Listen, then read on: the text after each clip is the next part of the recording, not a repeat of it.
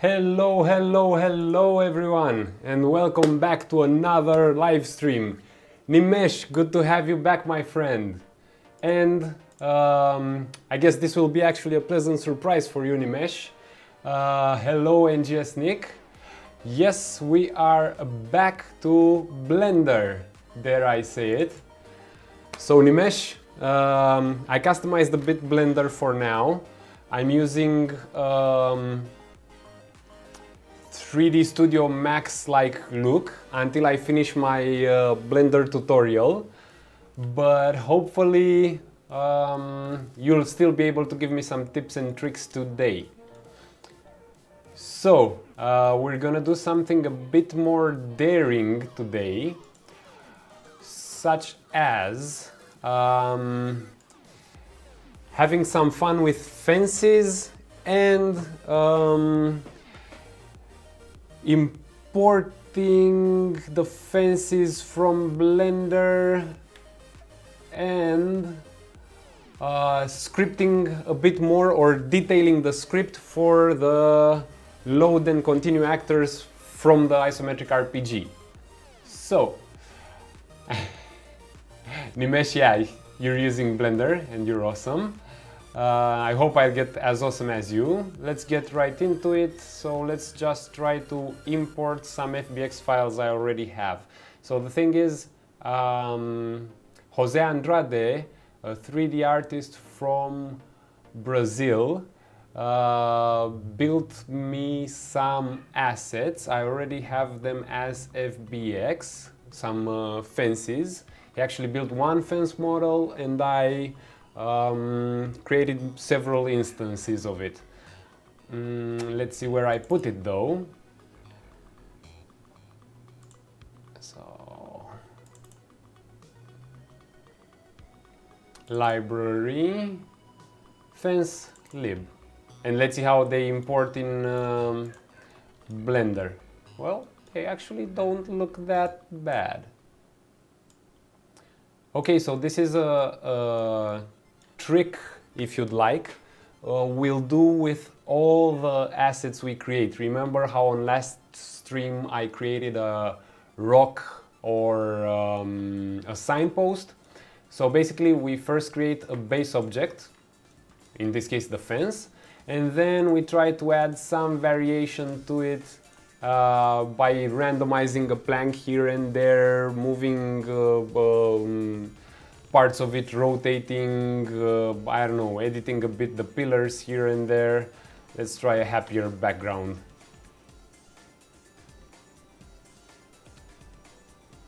NGS Nick is asking me if I think I can take a look at his blueprint for a signpost like I did last time. Sure, NGS, but how will you send it to me? If you can figure out a way, like print screens, if you want me to like statically look at it, or I don't know, figure a way, and yeah, I'll give it a look, sure. By the way, NGS Nick kind of schooled me in using booleans instead of gates, so oh gosh, aha. Okay, so we have here directly from hello Dr. Drogi, nice to see your text is back. Sorry about last time, don't know what happened there. So we're looking here at NGS Nick's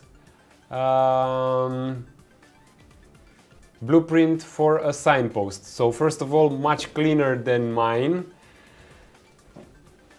let's see what you're doing here.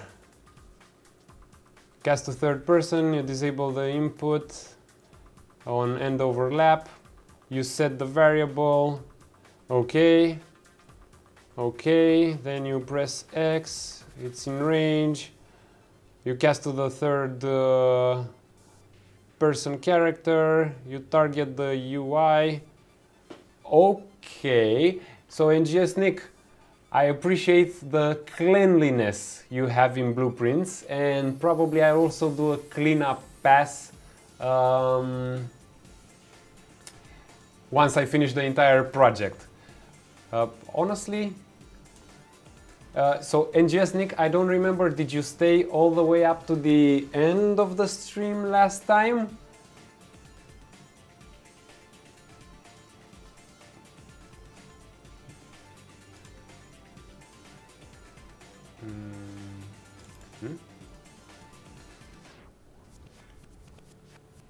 Yeah, okay.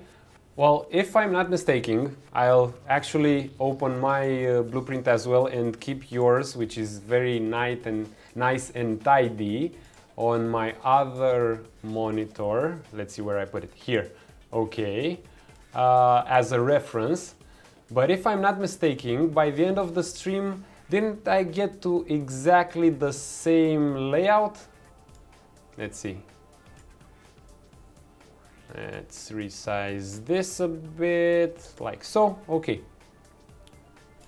So, hop.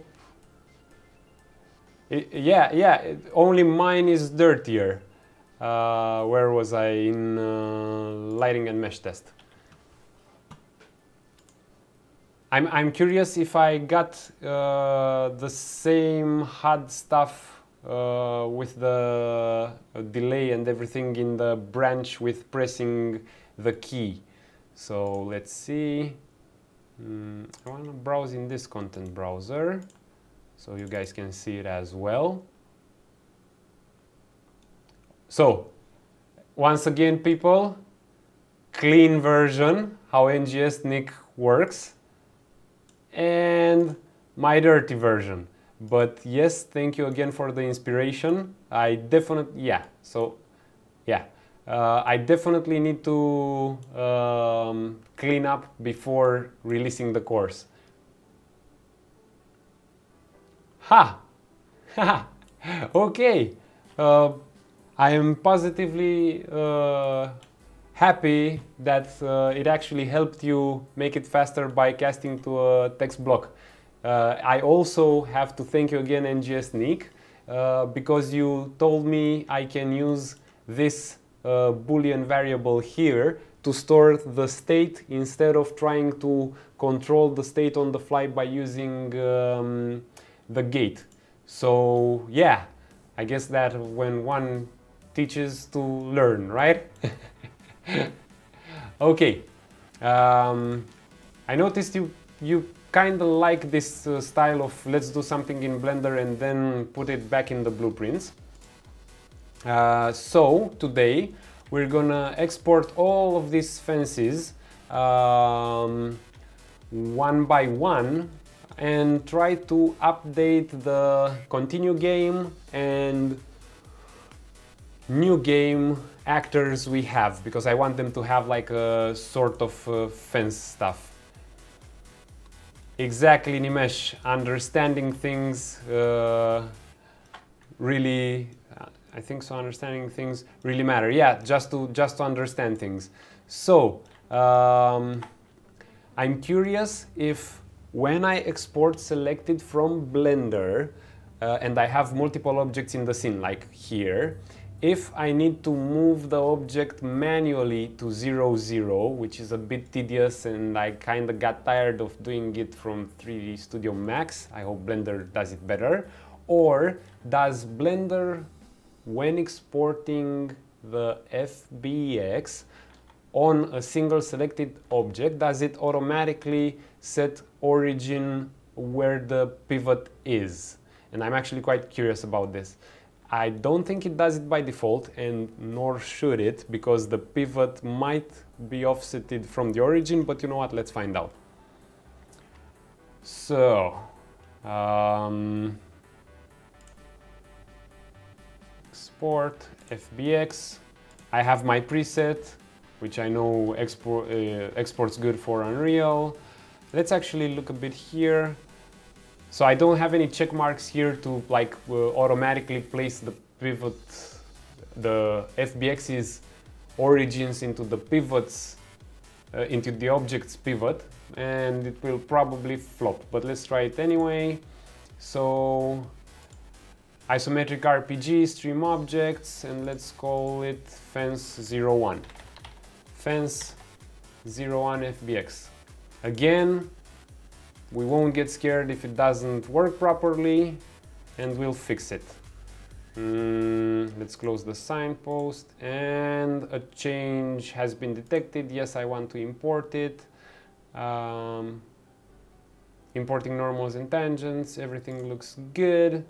Okay, no smoothing group information was found in the FBX scene. That's because I didn't apply the smoothing groups in Blender, but that's okay for now. No worries. Static meshes, props, stream objects.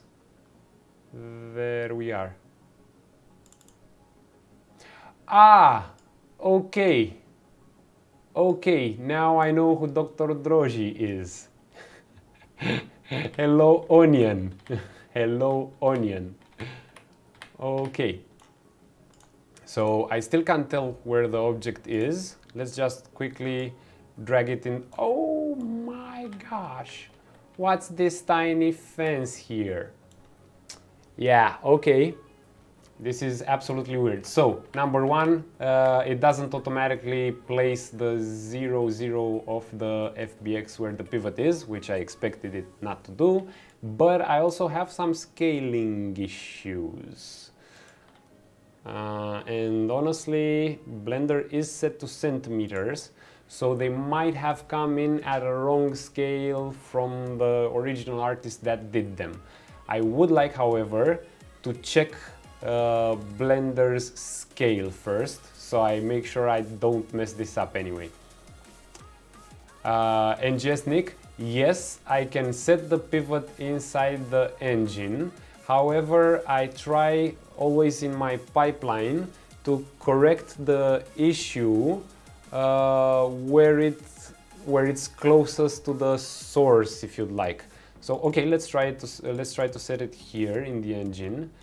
I'm guessing it's as simple as show pivot and like oh, no. Is it from here maybe? No.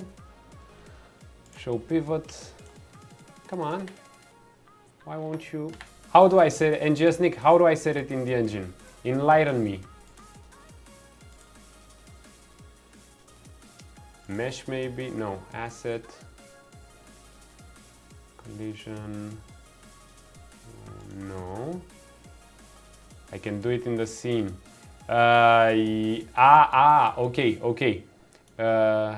Yes, but the thing I'm trying to do is to streamline the whole process, so you or anyone else who picks up this project at a later... okay, there is a pivot offset option. But is it in here? No. It's in the scene. So if I drag it, drop it, and maybe here. Yeah, okay, I can do the pivot offset. And let's say I set it properly, like 200, 100, and 300 again, and somehow it doesn't even seem to be working, maybe? Okay, it works. It updates a bit later. But my problem is, if I work in this part of the map, I have a fence here, and then I go to this part of the map and I want to drag another fence here, it still comes with the pivot all messed up. As Dr. Droji is saying, it's offset all the time, so it's better to change it in Blender. Yeah, the only way it would work from the editor would be if I would add one more thing to remember every time I'm working, to go like, okay, so I only create fences by duplicating this fence, which is kind of counterproductive. effective on the long run. On the short run, just to test that it works, yeah, it definitely works. Yes, yes. Alt plus pressing the mouse wheel and drag an axis, you can move the pivot. Okay, so you're like Alt. Just for me who doesn't know it. Okay. Yeah, but this feature, NGSNIC, thank you very much for pointing it out, although very useful, is meant for stuff like this. So I have the rock, which by default comes with the pivot in the center, and I can do this. I clone this one, and let's say I want to put this one on top of that one. So I go like Alt, middle click, rotate like this, then move it here to do stuff like this. So it's useful for scene editing. So back to our Blender stuff, at which I still am not that good. So I take this object, I translate it, but I just want to input coordinates. 0. What have I done? Oh man, why do I have a grouped object?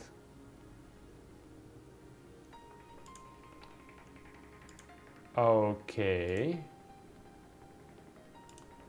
So I still don't get it if my object is grouped or ungrouped, and why the zeros?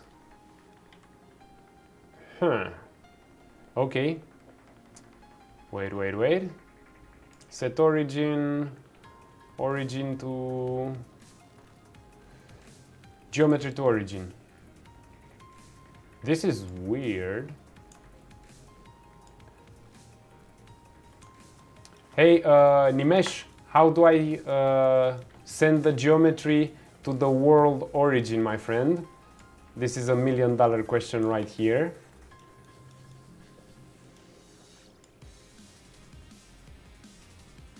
I should have at least one Blender aficionado in the room. So it's better than doing it manually like I'm doing it right now, by the way. Don't do that. Learn Blender properly. Okay. And let's say we also need to scale it.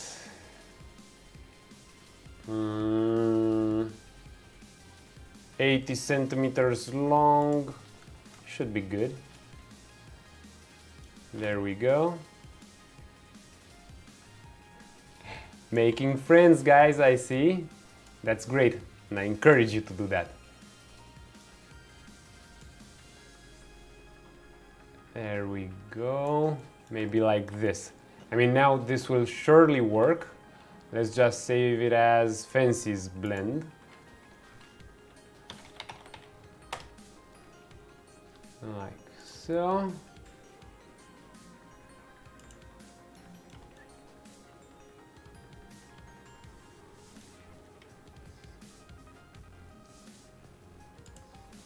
Okay, and let's say fence 01.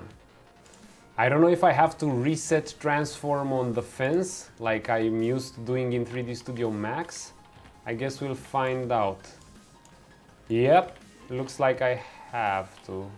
Or did it just increase and I'm seeing things? Come on, Blender.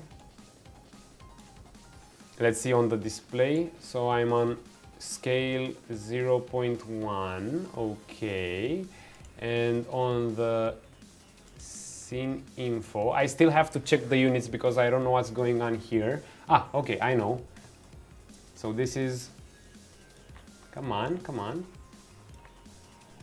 I'm at 10 centimeters grid display here. So if this is 10 centimeters, I have 1, 2, 3, 4-ish. 1, 2, 3, 4, 80 centimeters, still too small. Damn. 2 meters long or something like this.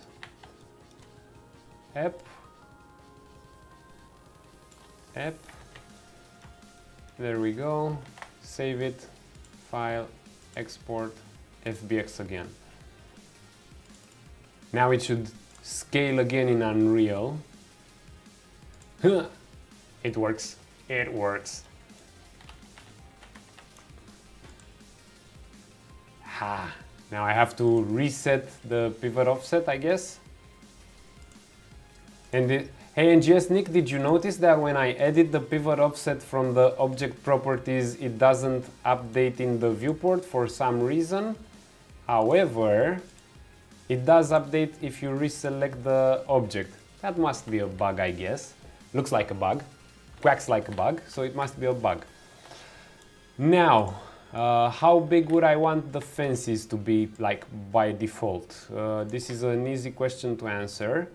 So I just put it behind the signpost, and the fence is smaller than a signpost, and I don't necessarily like it. And if I put it next to a door as well, normally I would have to probably define a proportion compared to the world if I would work like on a first-person, more realistic kind of game. However, because it's an isometric RPG, I also try to wing the proportions based on how the player would also walk around the objects. Here I'd still like some extra scale. Dude, I really love the fact that I don't have to reset transformations every time every time I change scale or position of objects. It's amazing. Goodbye, reset X form. Those days are gone. Okay. So this is how the objects originally were. This is how the objects are right now. Let's save first, and now let's export FBX again. There we go. Import it. Now it looks good. So this is the default size of a fence, and I can increase or decrease its size based on the kind of effect I would like to obtain. But right now it looks pretty good. It's a pretty tall fence. However, let's generate quickly some collision for it, because I don't think I have one. Nope. Box simplified. There we go. Let's add the standard material, diffuse solid, which has this nice darkening effect on the bottom of the mesh, because if I would have just kept a solid color on everything, it would have looked, in my opinion at least, a bit too fantasy La La Land. So I basically set in the material instance the top color, and then I subtract 0.1 out of it or something, making sure I clamp at 0 to turn it darker in the lower part of the mesh.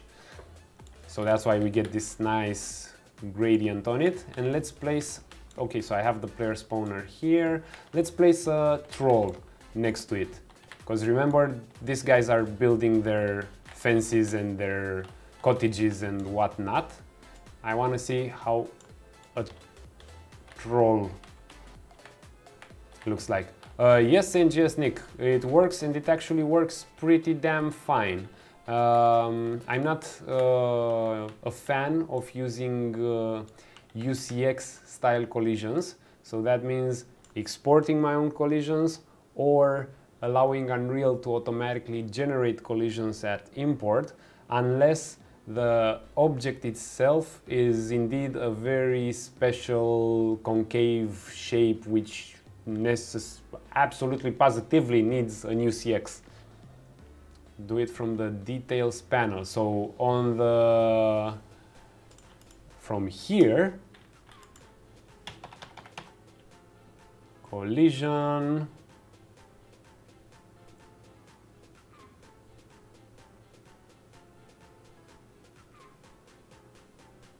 you see from the details panel, I'm still looking for it. Okay. Ah, yeah, you do it from here. Okay. You check mark generate collision, right? This one, auto generate collision. I'm guessing.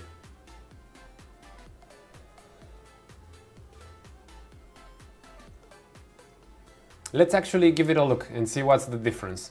On this object, you might actually not have a difference. But if I add a box, it basically overlaps the box with the bounding volume of the object. So it takes the outmost external parts of the object and generates a box in that volume. However, if I click here and say auto generate collision, and you know what, let's actually re-import it. It gives me this kind of collision, which is what I was mentioning earlier, the UCX one. And NGS Nick is sending me print screen. Whoa, okay. Okay, we have to talk about that, NGS Nick. So actually, this one, it's complexity. This one, if we're saying use complex collision as simple,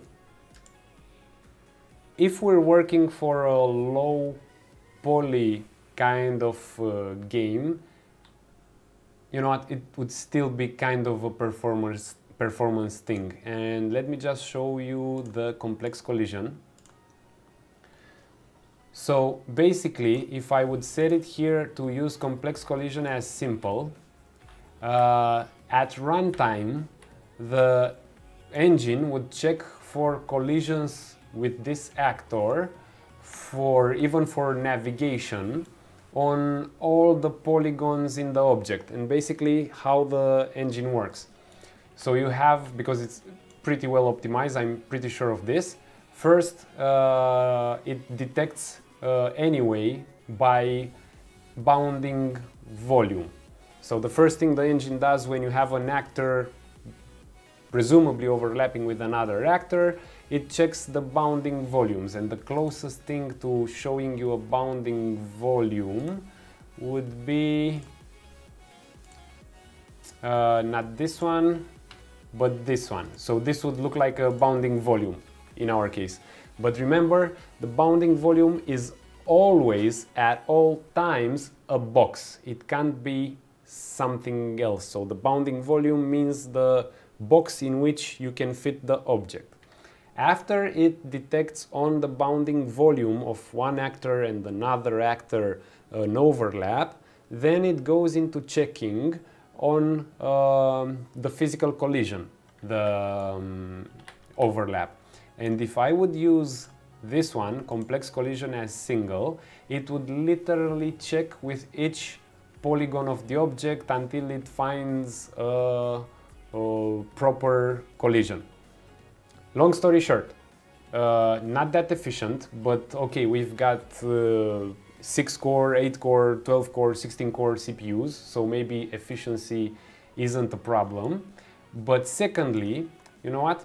Let's actually make a silly test here. So I'm using the complex collision as simple. I think not on this object, but you know what? On this object, on this one, and let's actually also scale it up. Shift R, go up, go up, go up, go up, go up, just about here. On this one, if I go export FBX, and guess what, I'm gonna originally call it fence 2.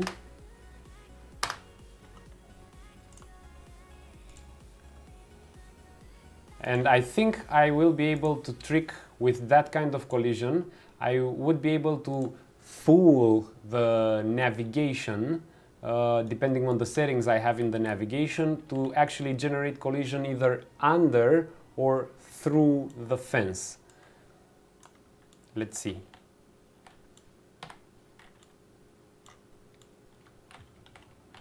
Yep.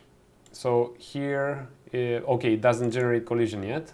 So let's put it on complexity. Use complex collision as simple, and I save it. Yeah, still works because the space under the fence is not tall enough to allow it. I actually want to see when it gets tall enough. I don't remember what I've set in project settings for checking the... There we go. I just found it.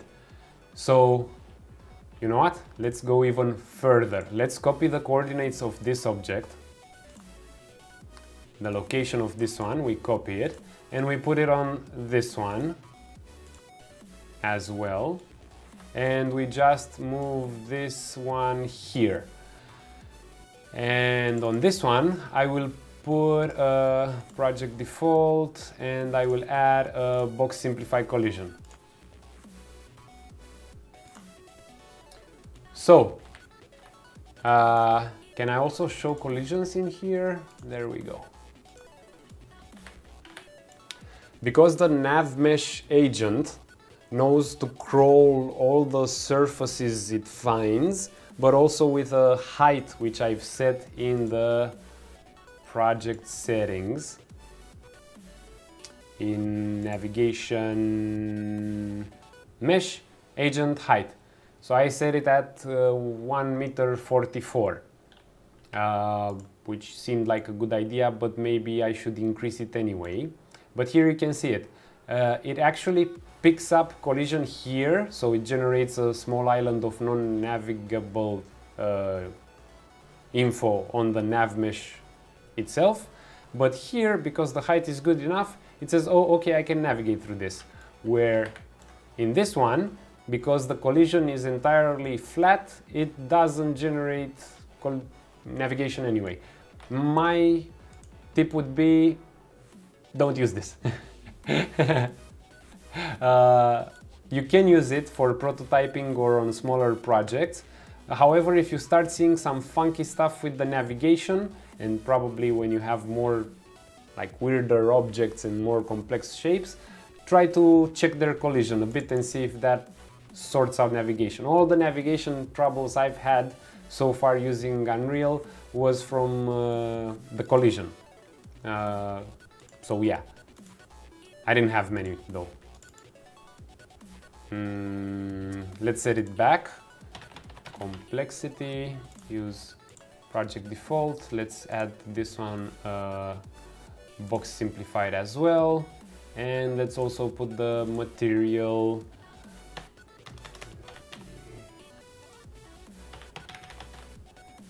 solid. There we go. Okay, like so. I actually don't care about putting them on the ground. I actually want them to be a bit underground all the time. That's how I like to place them. And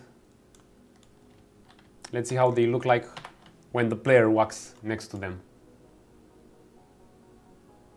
Hello. Okay.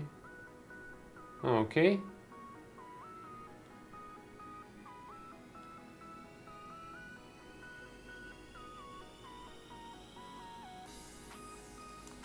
And let's see what this guy does when I'm running around them, maybe. Scale-wise, I'm pretty happy with them. What do you say, guys? Should I increase or decrease them? I'm pretty happy with the scale, and it looks like it's the kind of fence a brutish troll would be able to build with his big clumsy hands.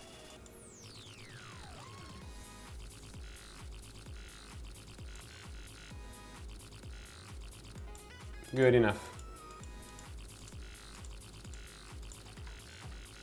Maybe increase the height of the pole a bit, because it does seem a bit short compared to the house wall. Anyway, I've got me two fences, and let's open the test map where I'm testing the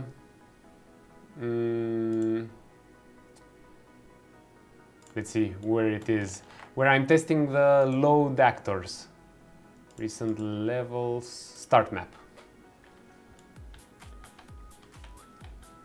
So I have here an actor that allows me to continue game. So basically this gets a map name stored in a save game file and loads and spawns the player in that map. The behavior is, if you haven't played any new maps, I would like this to look like a closed gate. And I have a question from NGS Nick. Does the fact that you let a small part of the fence inside the ground affect performances, or overlapping meshes can't affect that much? So overlapping meshes, you have no problem whatsoever if you don't do it a lot. And thanks for actually asking this. I would like to show you a clear example. Yeah, this is actually a very good question. Lighting and mesh test. So, if I do something like this, where I'm actually putting the feet of the fence a bit in the ground, not a problem. If I'm doing something like this, I don't know how well you can see it. Let me check how well it shows for you guys as well. Let's go to a darker area, here. So, you see, even here I try, because I don't have a uniform cut plank at the bottom, and nor do I want to, I kind of sink it a bit in the ground here, and then here it sticks out a bit, but it looks more like a trollish kind of build where they just plant stuff. So this is okay. However, if you would like to do something like this,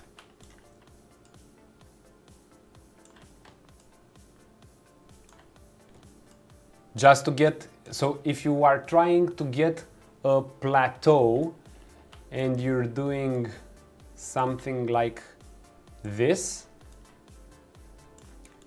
this is not good for performance, because here, first of all, when you render this part of the object, this tiny part of the object, you're actually rendering the entire object.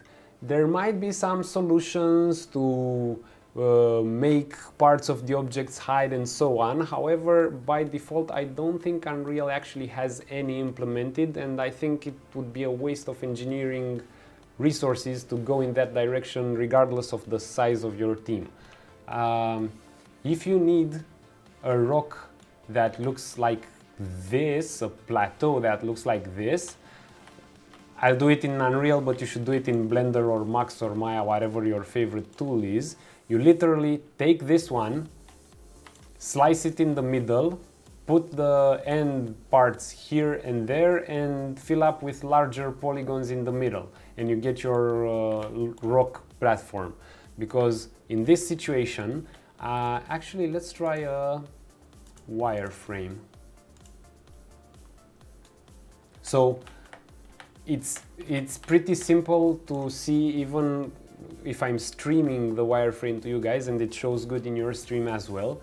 Just look at the amount of triangles I'm rendering, and especially these ones, the ones that go in the back. Let me try to outline them better. So just look at all of this stuff here, all of this, you know, which are from the back of the rocks, just so I can get the visible renderable aspect of this. Totally not worth it. I'm rendering 15%, I'm rendering an entire object just so I can use in a visual way 15% of it. It's completely senseless. I wouldn't do that.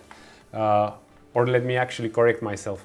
I would do that in a quick sprint when I'm developing something to see how it looks like and so on. I really need it. I'm on stream with you guys. I want to test it. I do it. However, I would optimize it before shipping it or having it playable, because it's just a waste of resources which I could use in adding more relevant polygons to the scene. And not everyone has a GTX 970, not to mention a 1070 or 1080 Ti, to be able to render that much poorly optimized geometry. Yes, Dr. Droji. I don't know it yet, but I'm pretty sure you'll show it to me at some point. So Dr. Droji says, there's a new option in Unreal Engine 4 where engine can gather all those meshes and re-triangulate it somehow and lower its poly count by a bazillion. And actually that's the proper way to do it. That's honestly, let's see if this works as intended. What I would do as a level designer. Okay, so I need a platform that's here, right? Like just the silly example from before. I don't know the Unreal function yet, but what I would do would be to select all of this. If I'm not mistaken, I can do directly from, no, I can do from here, File, Export Selected, optimize this. So I export this and maybe I put it somewhere in sources, FBX, new folder, and I say optimize. I don't know if I can, yeah, I can save with exclamation mark. Here I'm a bit afraid. There we go. And thanks, Dr. Droji, for googling out the Unreal new feature. But this is how I would do it right now with what I know. I would like to try in today's stream Dr. Droji's version as well. So if this didn't crash for me, I don't know about those exclamation marks. That might have been too much for Unreal. So it's kind of frozen, I guess. You know what, let's actually look a bit at the processes and whatnot. Because I think I kind of killed it. Hello? Yeah, yeah. Yeah, I think I killed it. Or did it just move?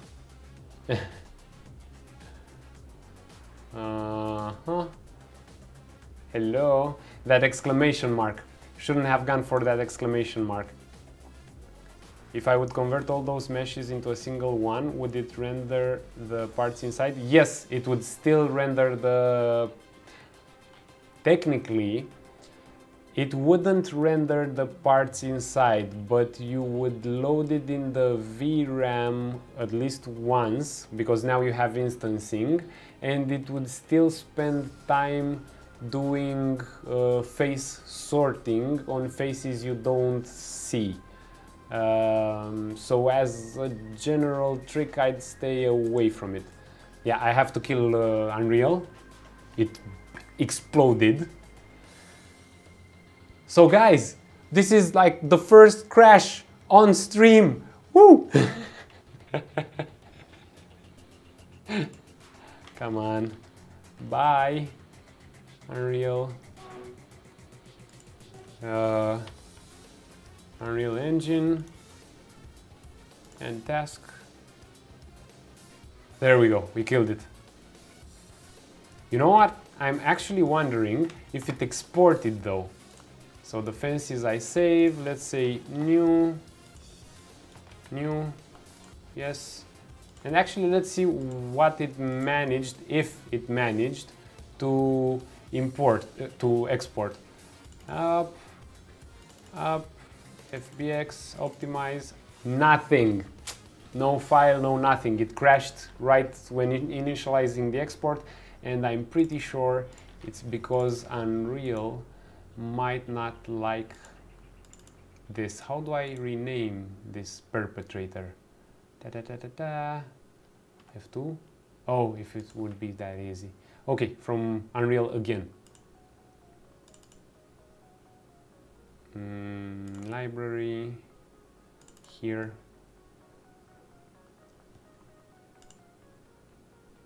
Dr. Droji, nice to see I'm tempting you to Google stuff.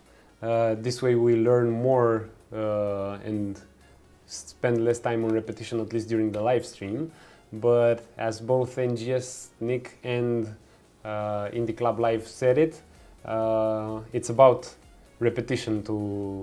If you want to properly learn, you need a lot of reps. No worries, Dr. Droji, we're here. So I don't know where Unreal went. Ah, okay, it's launching in my other monitor for some reason. Yeah, of course I lost the viewport configuration I had earlier, because that's what happens when it crashes. Okay, we're good to go. So, lighting and mesh test. I don't have the example saved, nothing, because yeah. And let's do it again. So you, and you, and you, and you, and this time, hello Meme. Are you the same Meme I'm thinking of? Okay, and again, this time we export in a folder. You know what? We'll export it on desktop. Light and mesh test. Perfect. Maybe. Yes, you are. Okay, so now we get to the dialogue. Blah, blah, blah, blah, blah, blah. You know what? I would use 2014 because I don't know if Blender has 2016 or 17 or 18, whatever. Let's export it. It worked this time. Now, in Blender, desktop, lighting and mesh test. Where are you? Okay, there we go. So it exported, lovely. It exported a single collision from the first object because I guess the instances have different names. The instances have different names, but the collision, the UCX, has the same name in all instances. And yes, there's only one Meme, indeed. Glad to have you here too, Meme. Much love, much love. So now what I would do would be to brutally, oops, and again, I'm not that good with shortcuts yet in Blender. I still need to learn. How would I quickly select what's not visible? Ah, yeah, okay, I know. So it's Alt, whoops. Let's see, come on, come on, come on, come on. No, no. Edit mode, edit faces. Okay, like this. So I would hide the visible, what? Please don't tell me it's coming in instanced. Ah, no, it's not. Whew. I thought it was coming in instanced in here as well. I'm trying to select stuff here, but I'm failing at it miserably. And I don't know why. Okay, I'm completely... Are the faces flipped? My God, Unreal, have you flipped faces here? So let's see if the ignore back facing has any effect. Nope, none whatsoever. I simply can't select these ones for some reason. See? I can't select this face. However, let's try to do it from the inside. Still no chance. What? What?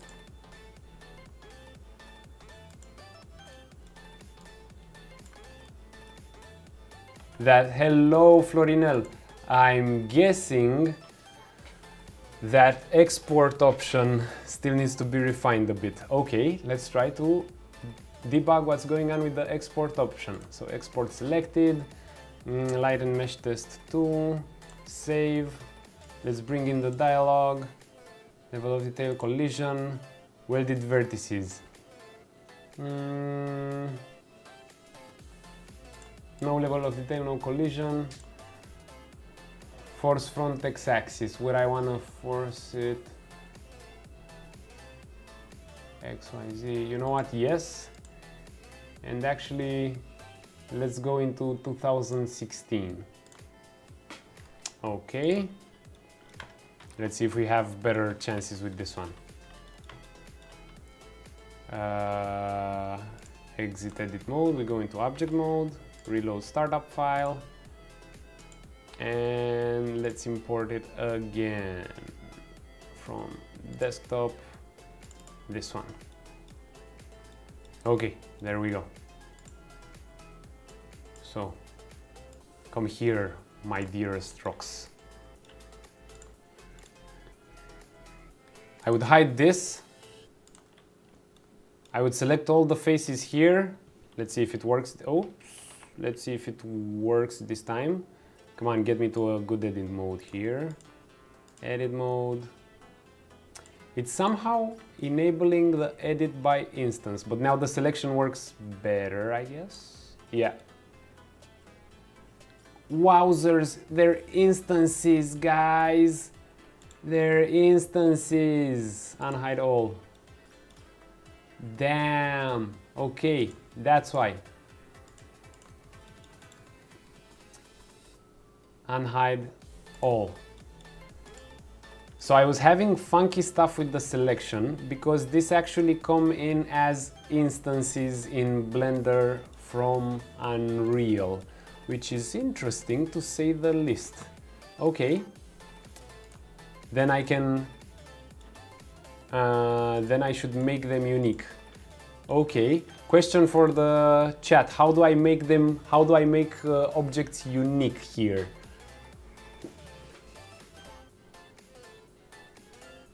And hide, create.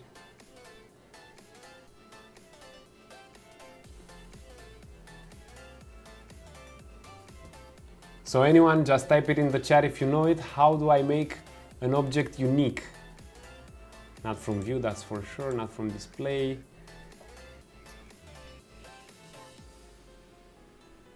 Create, not from create.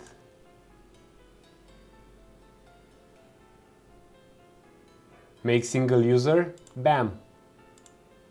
You know what, make single user, all of them. Object, object data. That should work.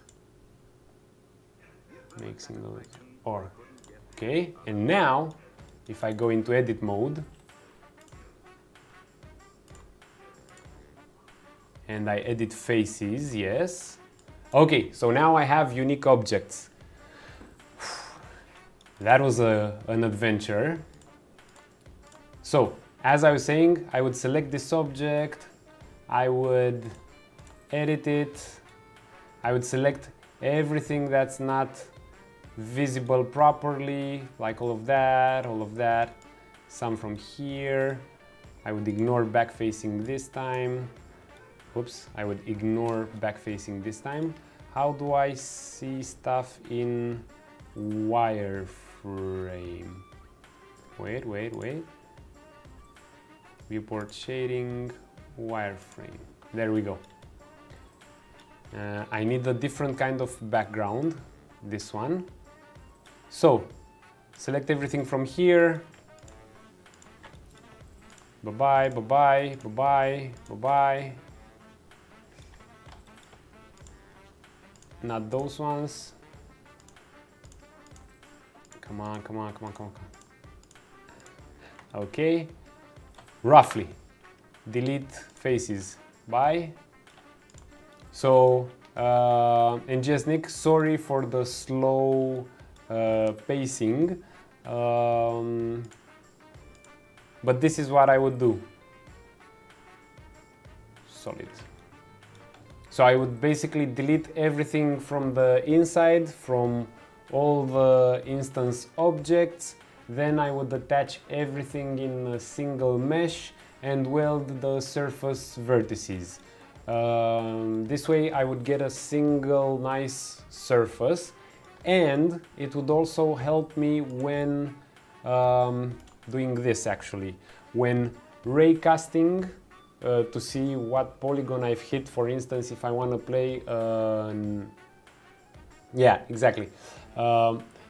Thank you for asking the question, Nick. The thing is this: think of the raycasting tests. So, for instance, you shoot a bullet or you shoot a magic spell or something, and you want to not just detect the object you've hit, but to also detect the face on which to put a decal, like a burn mark or whatnot. If you have a lot of polygons, you lose a lot of time in raycasts.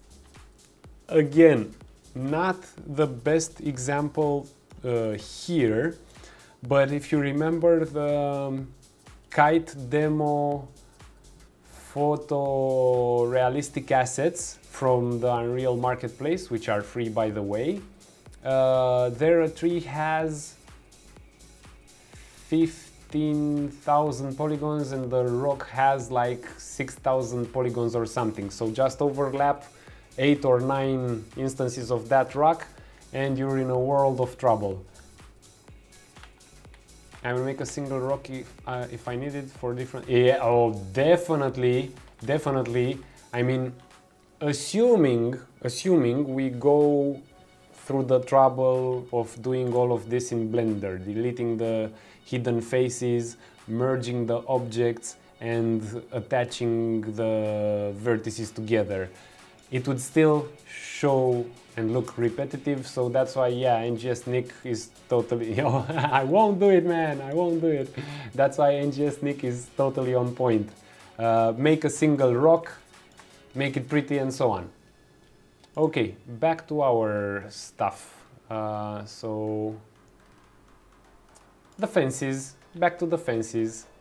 I like getting sidetracked, so if it's okay with you guys that I get sidetracked this much.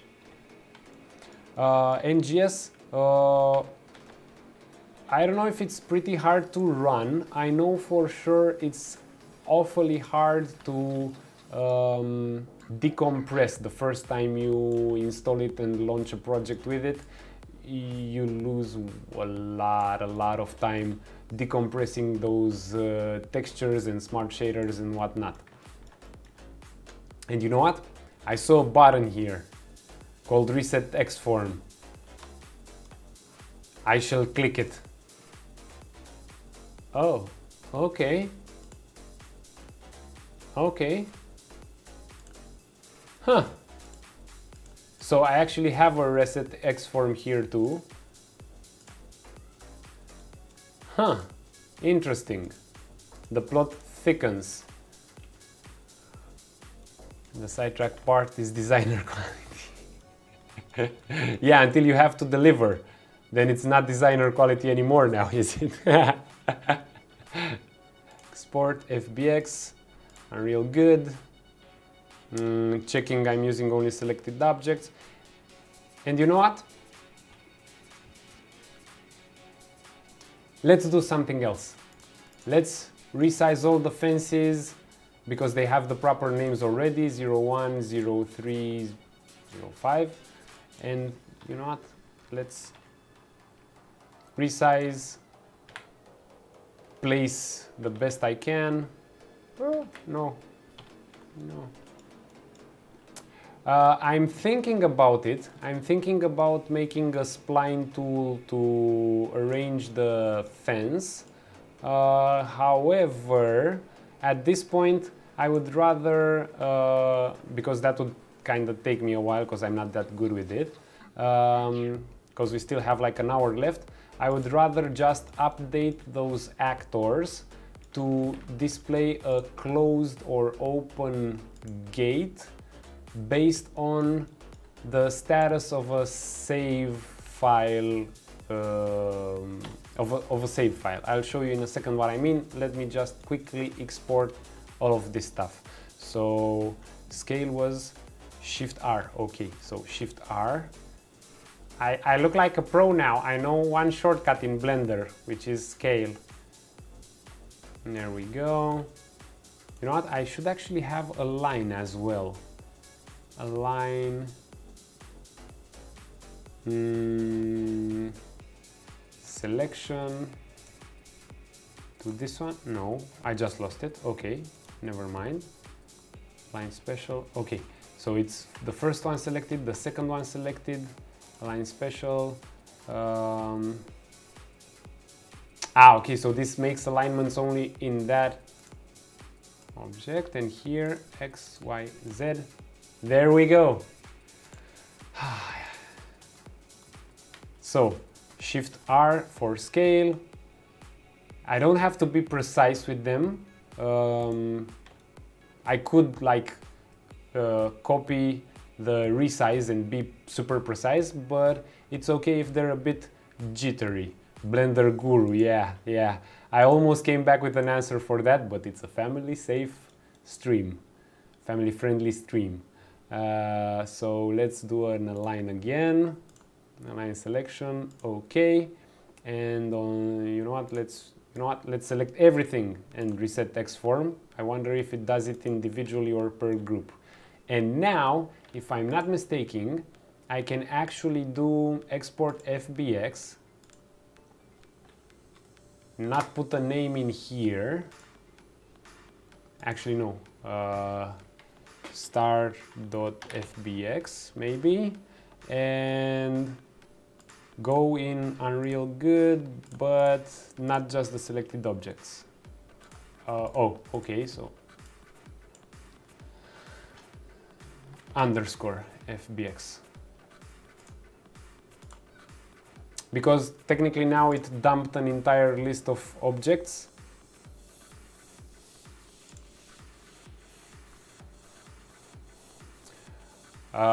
My students are actually using Unity, and for the 3D part we have, if you're talking about Algebra University, my real life students.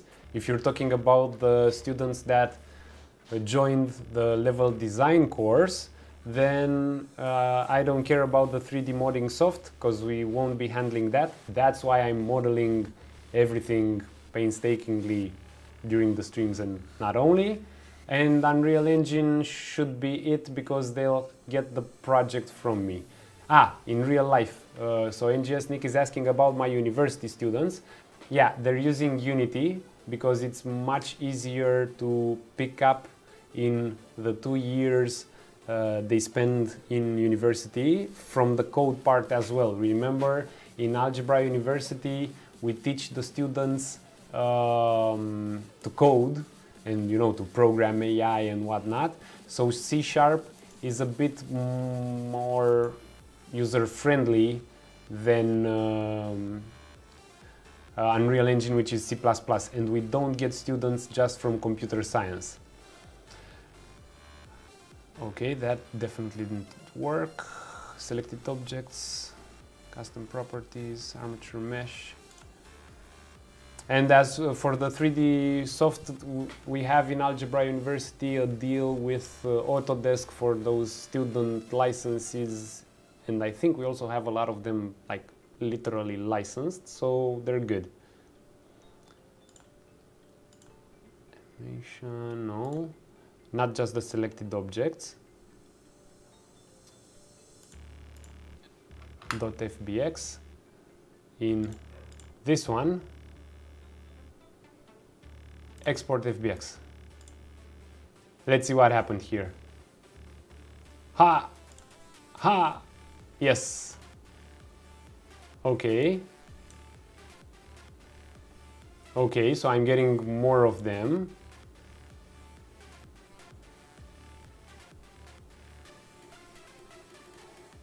Continue. Yep. Because I didn't put in a name in Blender. So let's try it again, but this time with a name. file, export, FBX. I really want to do a batch export. So let's call them fence FBX. This time it will work. Yes. This time I can feel it. Import all. No smoothing group, but we'll fix that. And static meshes. Stream objects. It worked. Thank you very much, ladies and gentlemen. Thank you very much. He's not a Blender guru. It worked also the first time, but he kinda gets it. Damn, I was winging for it. Okay, so let's say we delete which ones? The first ones or the second ones?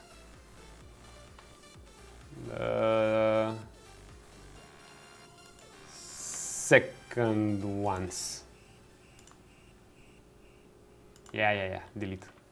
Saving everything, and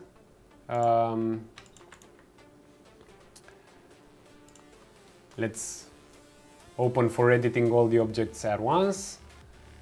And static, nope, opacity. So here's what I'll do. I'll select this in the content browser, and then I can easily apply it like this, like this, like this, and like this. Quickly generate box collision for each one. If anyone knows a shortcut to add simplified box collision on the fly with a shortcut instead of doing what I'm doing, please shout it out in the chat. And let's see if I can save all. Yes, I can.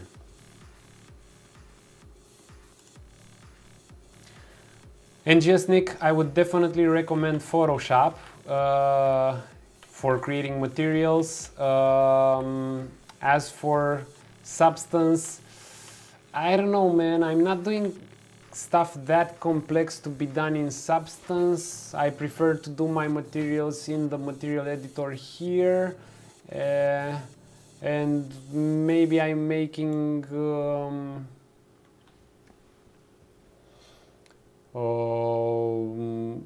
I would I don't know, maybe I would go with Quixel. Actually, not necessarily Substance. Substance, I do find it, at least for level design and environment design and stuff like that, a bit overkill. So, tool to merge some meshes. Dr. Drogi came back with the info. The tool to merge some meshes and voxelize and retriangulate is called proxy geometry tool, but it's not so simple. And for example, in my Unreal Engine 4 UI, there is no buttons showing on tutorial, so it's not good right now. Okay, so we'll stay away from that one as well. Content, static meshes, let's see what we got here, come on. Stream objects. I put the wrong material on them. See? I'm not paying attention. So it's not opacity solid, I want it to be solid, diffuse solid. Maybe I should improve my naming convention if I get lost in the material instances so easy.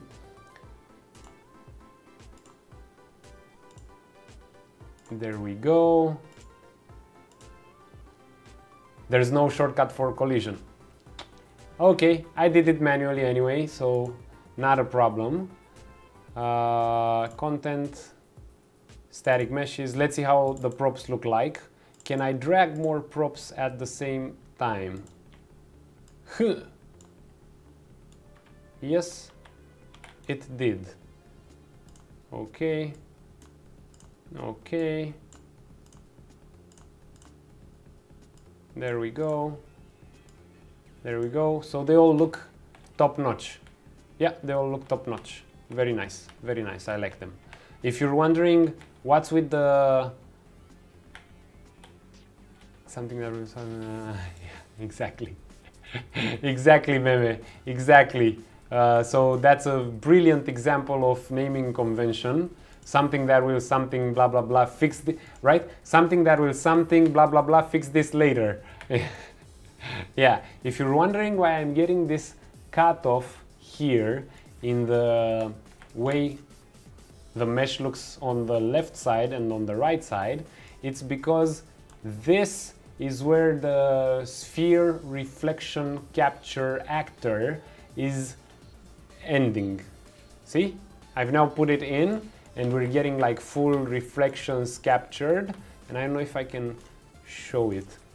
Sphere reflection capture. There it is. There it is. See? And if I drag this one's a bit out, you'll see how they start losing their environment reflections and so on. Okay, so now I've got the fence. Hey, you know what?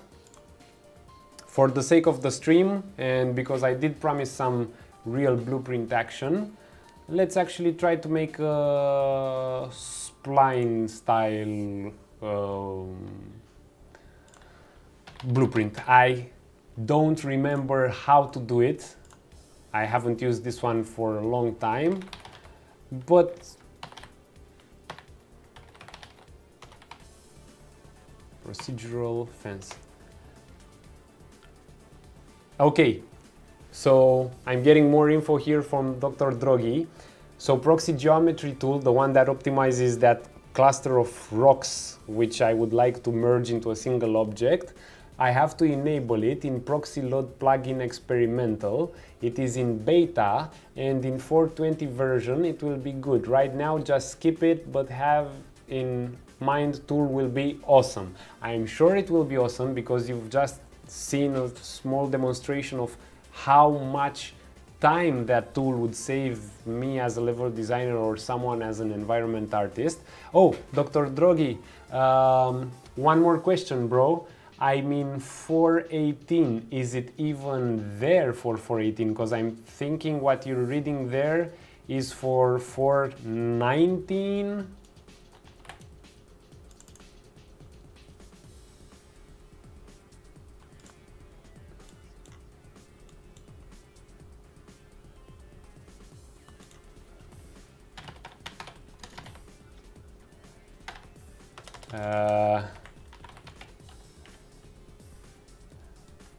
So, as I was saying, I haven't used the spline tool actor for a while. And while I do that, Dr. Drogi, maybe you can remind me how in a spline mesh actor I can get the distance in the spline. So I can place fences and whatnot there. What's the command? And I will check editor. Okay, if I have the plugin enabled. Huh? Editor or project settings? Project settings, no, I think it's in project settings.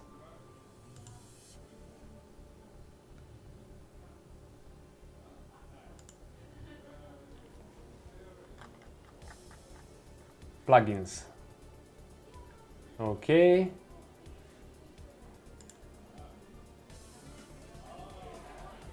Oh, Jesus. Edit. Plugins, there we go, and it was called proxy, no, built-in testing,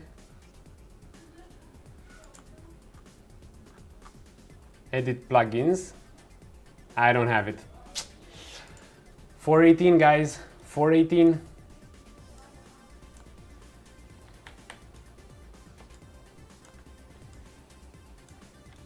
Okay. Ah, my gosh. I almost got it.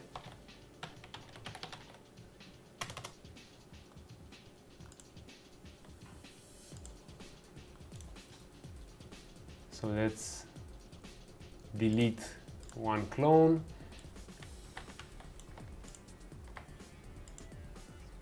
Does anyone? Yeah, okay. Ah, so these are the points, those are the tangents. Okay, so I'm making a spline here. Ah, this is coming back to me in such a weird way.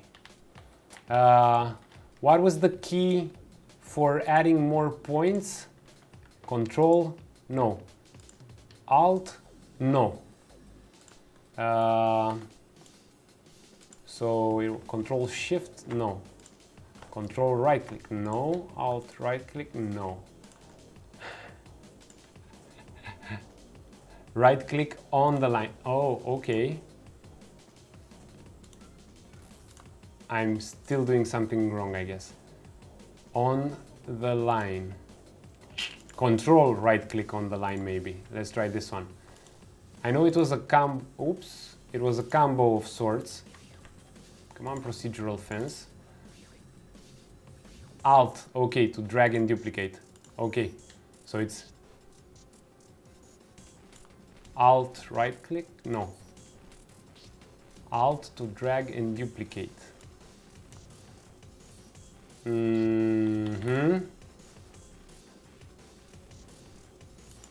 Ah, okay, NGS Nick. And right click on line. Ah, on one axis. Okay, so I'll try that one. I created a blueprint class called Spline Mesh Actor. We use the Spline Mesh Actor to distribute meshes on the length of the spline, and the difference between this blueprint and other blueprints is that in this one, if you can see me stumbling with the length of the spline, I can actually read the length and the position on the spline where I'm at. Dr. Droji usually uses splines with BP Actor, but can I access the length of the spline from the BP Actor as well? Because if I can, I'll gladly do it like that.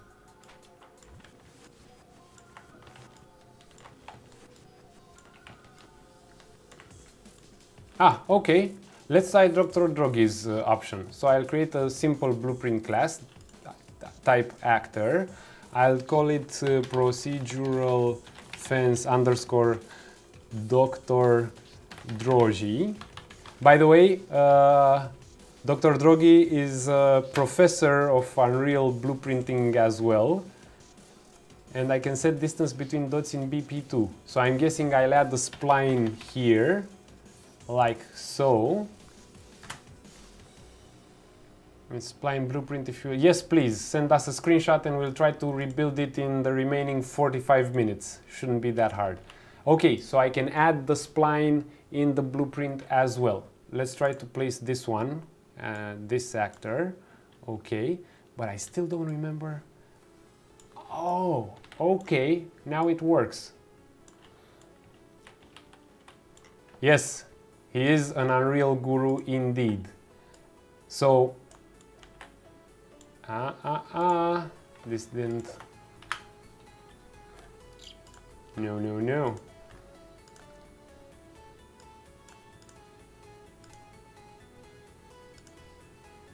Okay, so I created the spline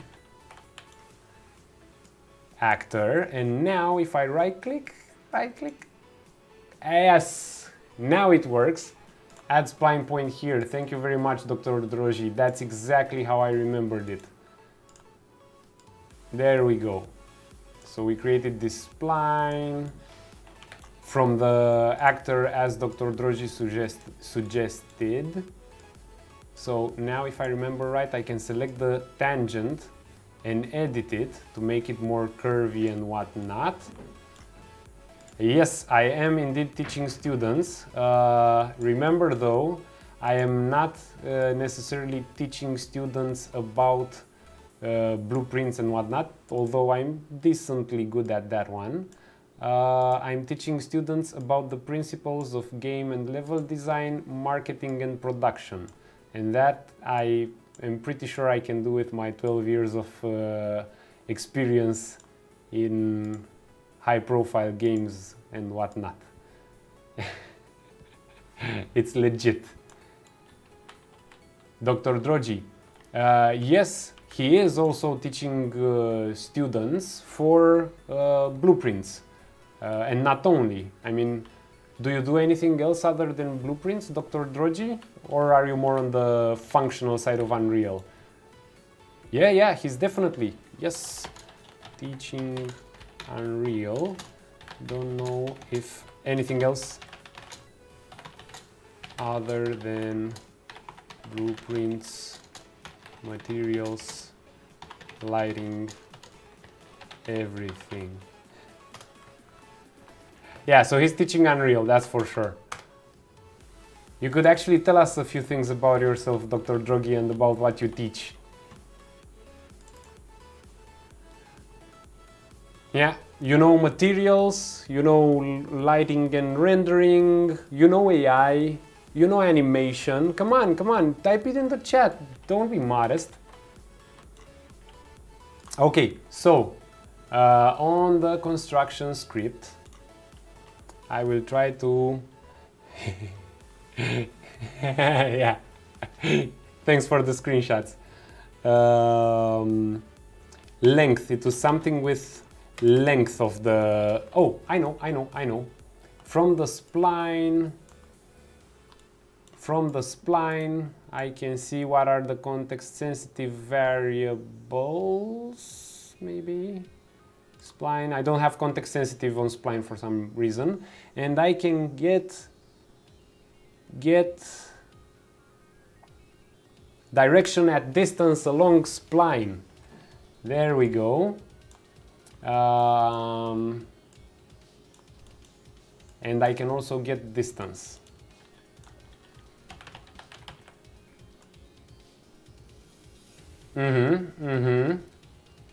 Get point distance to line. Find the distance from a point to the closest point on a get point distance to segment. Point to the closest point on an infinite line. And yes, Nick, both are the future.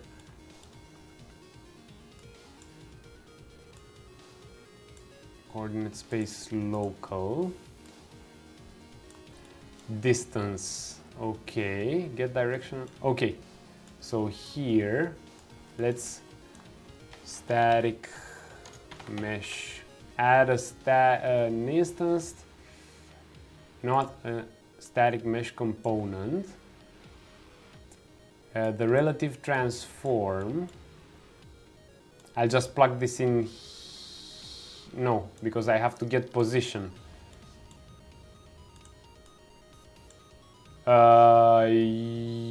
Yes, NGS.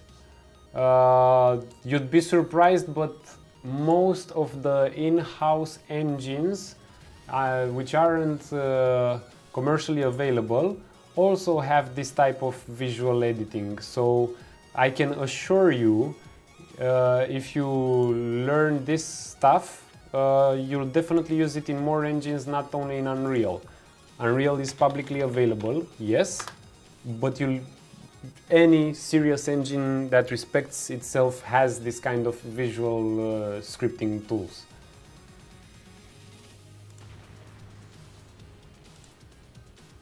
Huh. I'm checking Dr. Rogi, but I don't see anything coming in. Maybe wrong, Victor? Anyway, I'll explain a bit until I get the screenshots or whatnot, because I don't know where they are. Aha, now they came, right.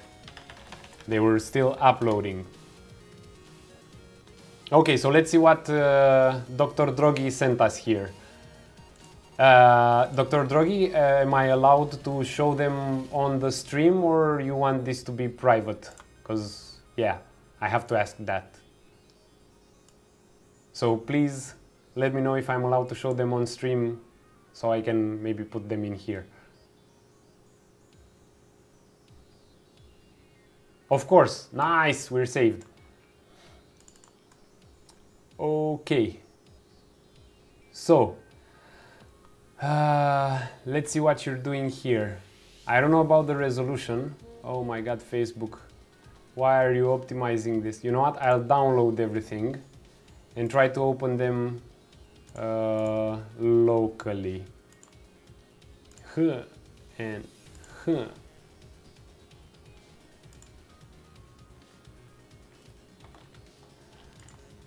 okay. So you're doing a for each loop. Yeah, three. All three. Ah, okay, because you gave me, whoopsie, because you gave me details. So you're doing a for loop and you're adding a spline mesh component. And we're sending the index, spline points. You know what? Let's do this directly. I'll start already implementing. Let me put it on a monitor and I'll start bravely implementing because whatever Dr. Drogi sends is legit. So Dr. Drogi says like this: we don't start with the add mesh component as I did because I'm a noob. We start with a for loop, and from the loop body we add the static mesh component. Let's just choose one fence model so we're in the game. I don't know, fence 01 for now, and we'll worry about randomizing it later. And we want to add these fences on that spline we had. Here on a get number of spline points on the spline, but minus 2, he says. So we'll do minus integer, plug this here and say 2 here. We'll probably need some explanation on why we're doing it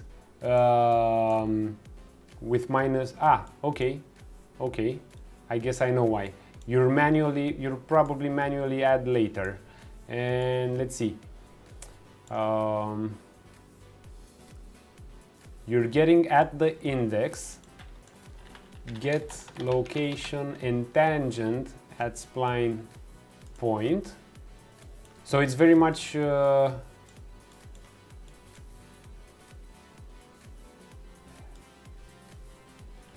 yes, it makes things easier for us editing the map.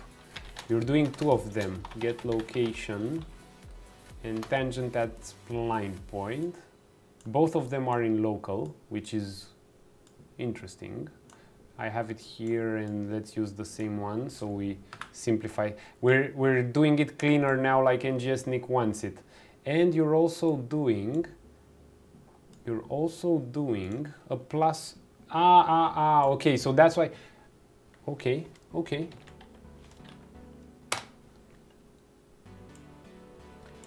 Why do you prefer to use a -2 here to set the last index to be the first before last index, and here you calculate it manually at -1? You have a closing mesh, right?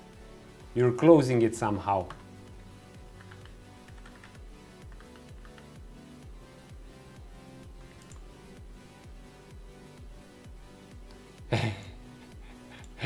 The first component I added was wrong. I started properly already.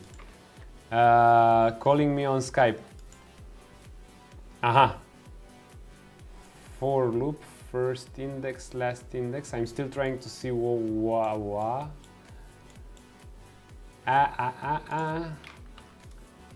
Okay, this one.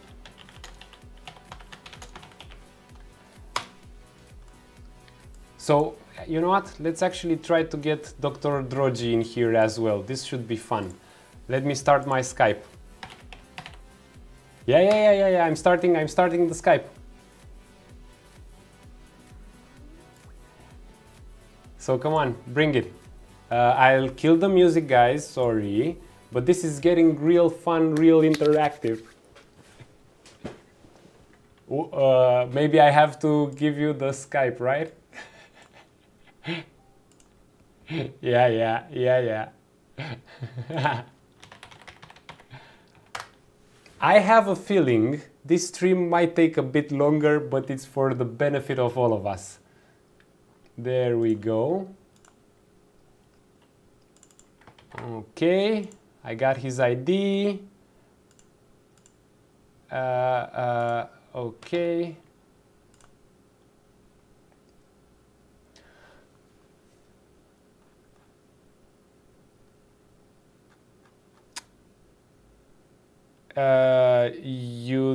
You wouldn't believe it, Onion, but there are so many IDs like that. So I'll type you my ID.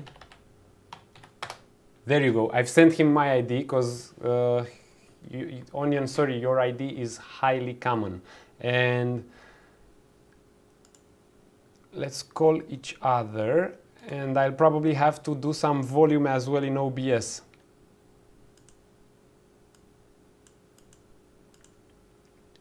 Nimesh, while Onion is calling me, I will try to quickly explain what we're doing.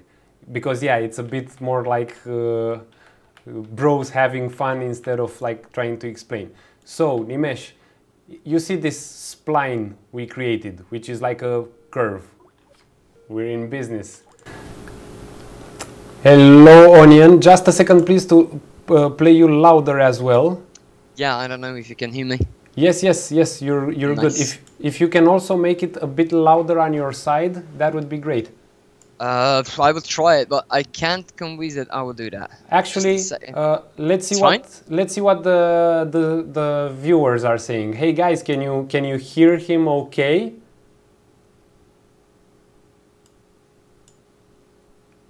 Yeah, I just tuned down the stream so I cannot hear myself back. Maybe I can test it.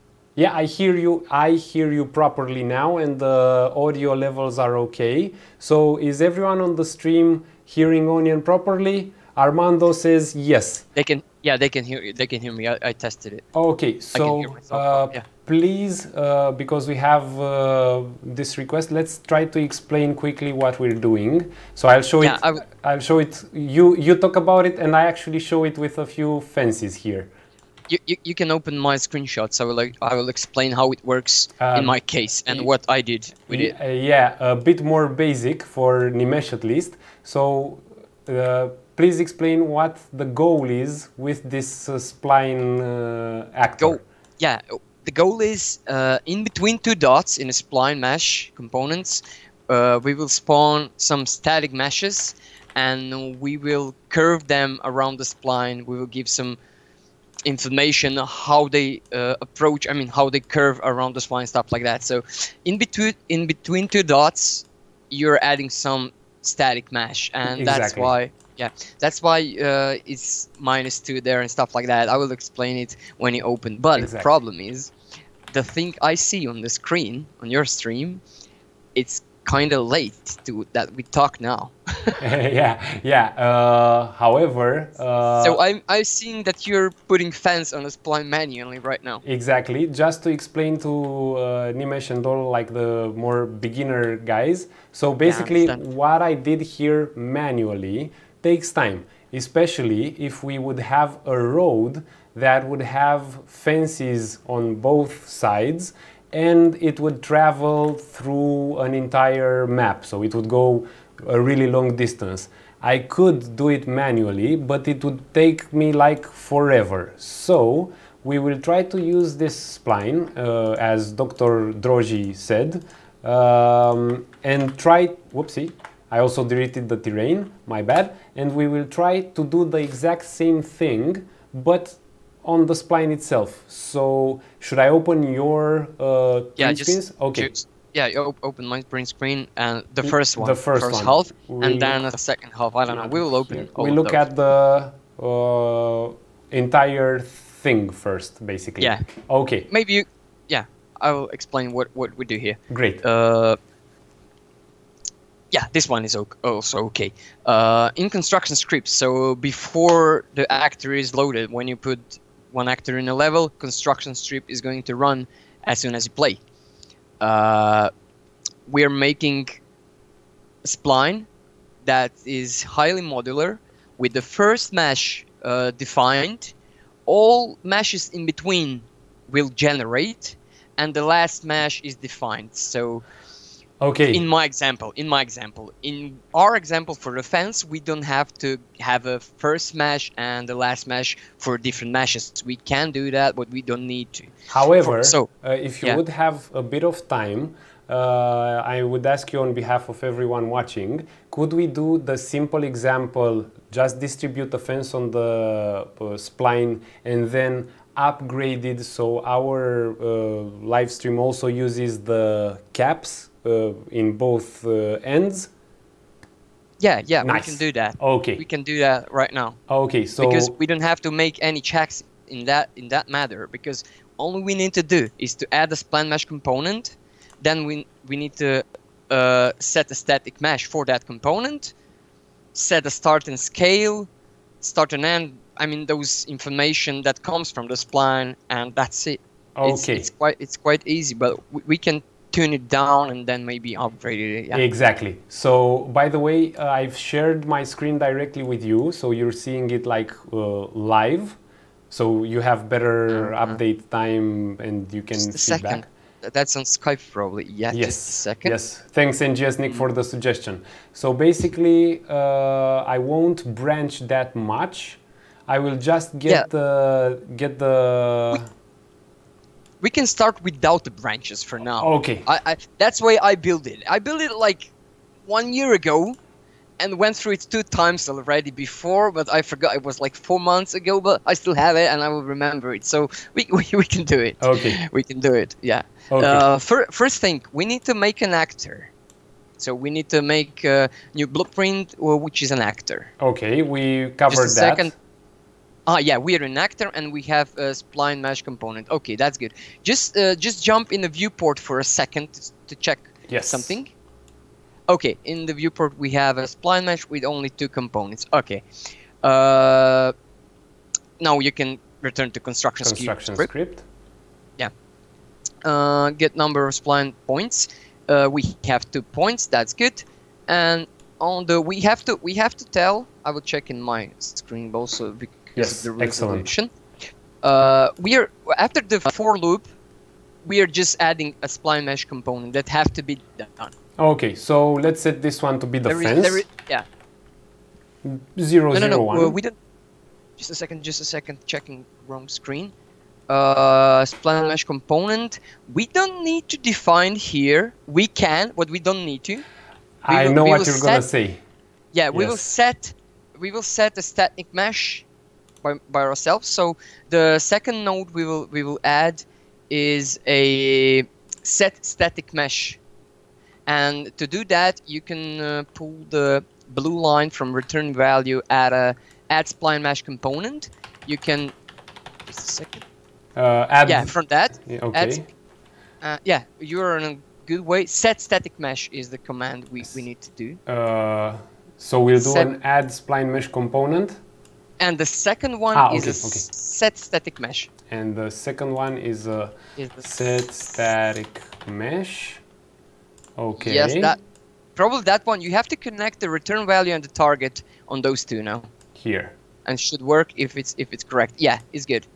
We're good to go. And so we'll also exposing this as a variable, maybe. Just a second. We can start mesh and we can make a variable, promote it, expose it. Then some level designers can change it on the fly, and they don't need to know some blueprints and stuff. So from the like that. But I prefer it. Yeah, pull from that side and promote the variable, and now you can name it whatever you want. Let's call it mesh name, for instance. Name. Yeah. Let's say it's we can compile it and then change it. Okay, compile. Now we can change. We can choose a default value for our static mesh, and we can try to test it. Let's see. So on the right side, you didn't change this. We didn't change it. There we have it. Oh yeah. We can change it here. And let's say we'll actually use the fence reference. I don't know if it will already start. Okay, so it started to render, but we didn't give right amount of information, so it's wrong right now. But we will fix it now. Yeah. Let's So fix it. we have something. Yeah, we have something. Woohoo, Okay. we have something. Our next step, we have to make a start point, and we have to make a scale. Okay. And then we have to set start and end and stuff like that. So the let next node we need to delete, let me delete this. I can delete this, right? Right now you can, yeah. Okay, so we start from fresh. So right now we got to the point where we have the spline bringing in a mesh. Last index should have been -1 at least. Last index have to be 1 here at, I think, just a second. Gets 1 points, -2, just a second. At least -1, otherwise we might go overboard, right? Could be. I have to check just a second. First index is 0, that's okay. And the last index, in our case, we have only 2 points. Our last index is 1 at the moment, which means all numbers of spline is 2 and yeah, -1. You were right about. Just type 1 here. Okay, so yeah, that should be right now. We can check it. Just compile and check it out. If it's rendering, I think we're good right now. Yeah, it works. Okay. Let's keep it. Let's give it some more information so it actually can form on that spline. Okay. So we have a static mesh set, and the next thing we will do is set start scale. So command is called set start scale on that mesh. There we go. Starting scale for now. Just a second to check it if called it right. Just we can change that, but the target here is modularly changed by a spline mesh component. So we need to connect the target with a add spline mesh component. Just a second to see where you are. So connect that target with this one and reroute it so actually viewers. No, yeah. Something's wrong. You picked the wrong one. Yeah, that one. This one. Just try to. And from here, I also get it in here. Yeah, you can do that as well. It's have to be done actually. Okay. We have a scale update mesh is okay, and one more thing we have to add. Actually, yeah, one more thing we have to add. We have to add the command that set start and end, and some tangents will be given there, those curves and stuff. So the next command we have to use is set start and end. It's called. There it is. Set start and end. Spline mesh. Yes, that one. Okay, it's a little bigger. Target here is our spline mesh component as well. Okay, so I'll just add grab spline this mesh one. component. You can connect it, yeah. But no, you can't connect this one. You have to connect the one behind the for loop. This one. Yeah, that one. Oh, yeah, because with this type of setup, we will be able to add more points in level design, and this will still work. Nice. Okay. Yeah. Okay. So we will connect those start positions, start tangents, and end positions by a few more commands that are quite easy. Okay. But for that, we need to know which index is. But for the first one, we will just use the first index. So the function we will use for that is a get location and tangent at spline point. You can check it out in the screenshot. This one. Yeah.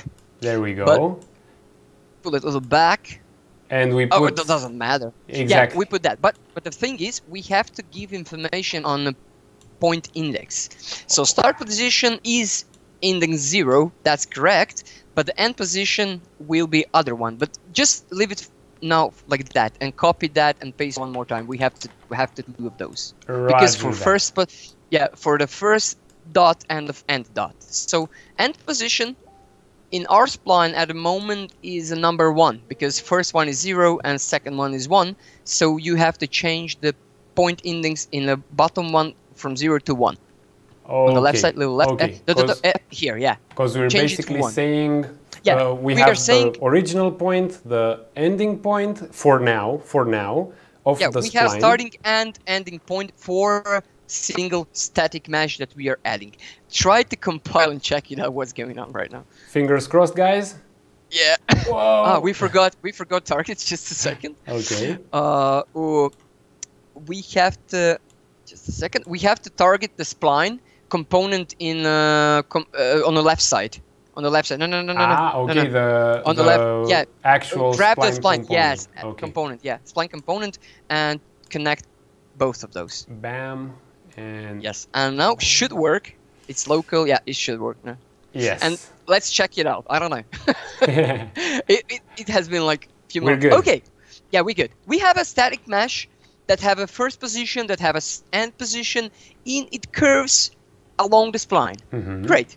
So, if you want to have a modular one, we have to do some checkings and for loopings. Yes, and also I actually have 3 points in the spline. Because not in actor, that's actor that actually edited in level. Yes, exactly. So your original actor have only 2 points. Yes. So we can actually use that original. Could be maybe better right now. Aha, okay, so I should just delete that one and put the original actor in level. Just replace it. Okay. Just delete that spline. You can just okay. I delete the entire actor. We put the fresh one, and we select. No. It's not good. No. It should render. Did you put the right one? Yes. That's weird. No. First, try to save maybe. Because it changed. We didn't put the good one for sure. It should be there. Was I working? This one, yeah. Wait. No, just I was open. working on Dr. Drogi. What? Yeah, let's try it again. Because. Or could it be that we generated properly? Yeah, I know why. Because static mesh is not add now. We didn't program it. You manually added it. Yeah. Fence. Okay. So don't do that now. Do that now. Just go back. We will added it. So it works. It works. Yeah, we know it works. We will added it blueprint. So every time it works. Okay. Let's go back to blueprint. So we have some default at least. Someone can change it, but we will have a default. Just get a static mesh variable name, mesh name it was, I think. Yeah. Yes, and let's put it here. Yeah, put it here. Okay, so we just have Hadi on the stream as well. So let's say hi first. And yes, we are live building via live stream and a bit of Skype with Dr. Drogi, the procedural spline to set fences. Also, let's do it now like this with the bending of the fence. But if you still have more time to spare, can we keep you here to help us after we do this and we do the entire script? Can we modify it to place static meshes which don't get deformed but at the tangent on the point where we are, maybe? Yes, we can add a static mesh and we don't need to put the tangent information. In that case, maybe we will be forced to do some rotations and stuff, but I didn't try that before, but we can do it for sure. Let's do this one first because we started. Let's do this one first because it's super fun, and NGS Nick is already asking about the randomizing part as well. Okay, let's do this one. So now what do we have so far? We have the spline that generates a hard-coded mesh name for now, although we can edit it, and it stretches right now between the 2 points for infinity, so to say. So as long as I keep on stretching the spline, it keeps on stretching the mesh. Yeah. Can I also edit the tangent a bit to show the rotation? Yeah. You can edit it here right now. Just rotate the point. Make a rotation tool. Just rotate that point now. Now, you will see. If I'm also rotating the tangents and therefore controlling the rotation of the spline, we're also bending the mesh on the surface of the spline. Okay, the mesh doesn't have enough polygons on it to smoothly rotate, but it's okay for now. It works for now. We overstretched it a little, yeah. Yeah, a bit. Yeah. Okay. We can even change points. I mean, how much distance in between the points in a blueprint, or we can leave it like. We should do that for the first mesh, so we measure how I mean our mesh have some length. So in our spline, first 2 points, or I don't know, should be that far away, so that mesh actually is not curved, is not bent or stuff like that. That could be like school example of spline mesh modular component we are doing right now. But we don't need we don't need to do that now. We are off topic. Let's just continue what you want to do. Okay, so for instance, let's try making it work with more points. More meshes. Okay. Yes. For that example, we will need to calculate and use that for loop function. Just a second, please. Okay. Okay. Construction script. So we managed to do the first stuff. Just a second, where your mouse is. Okay.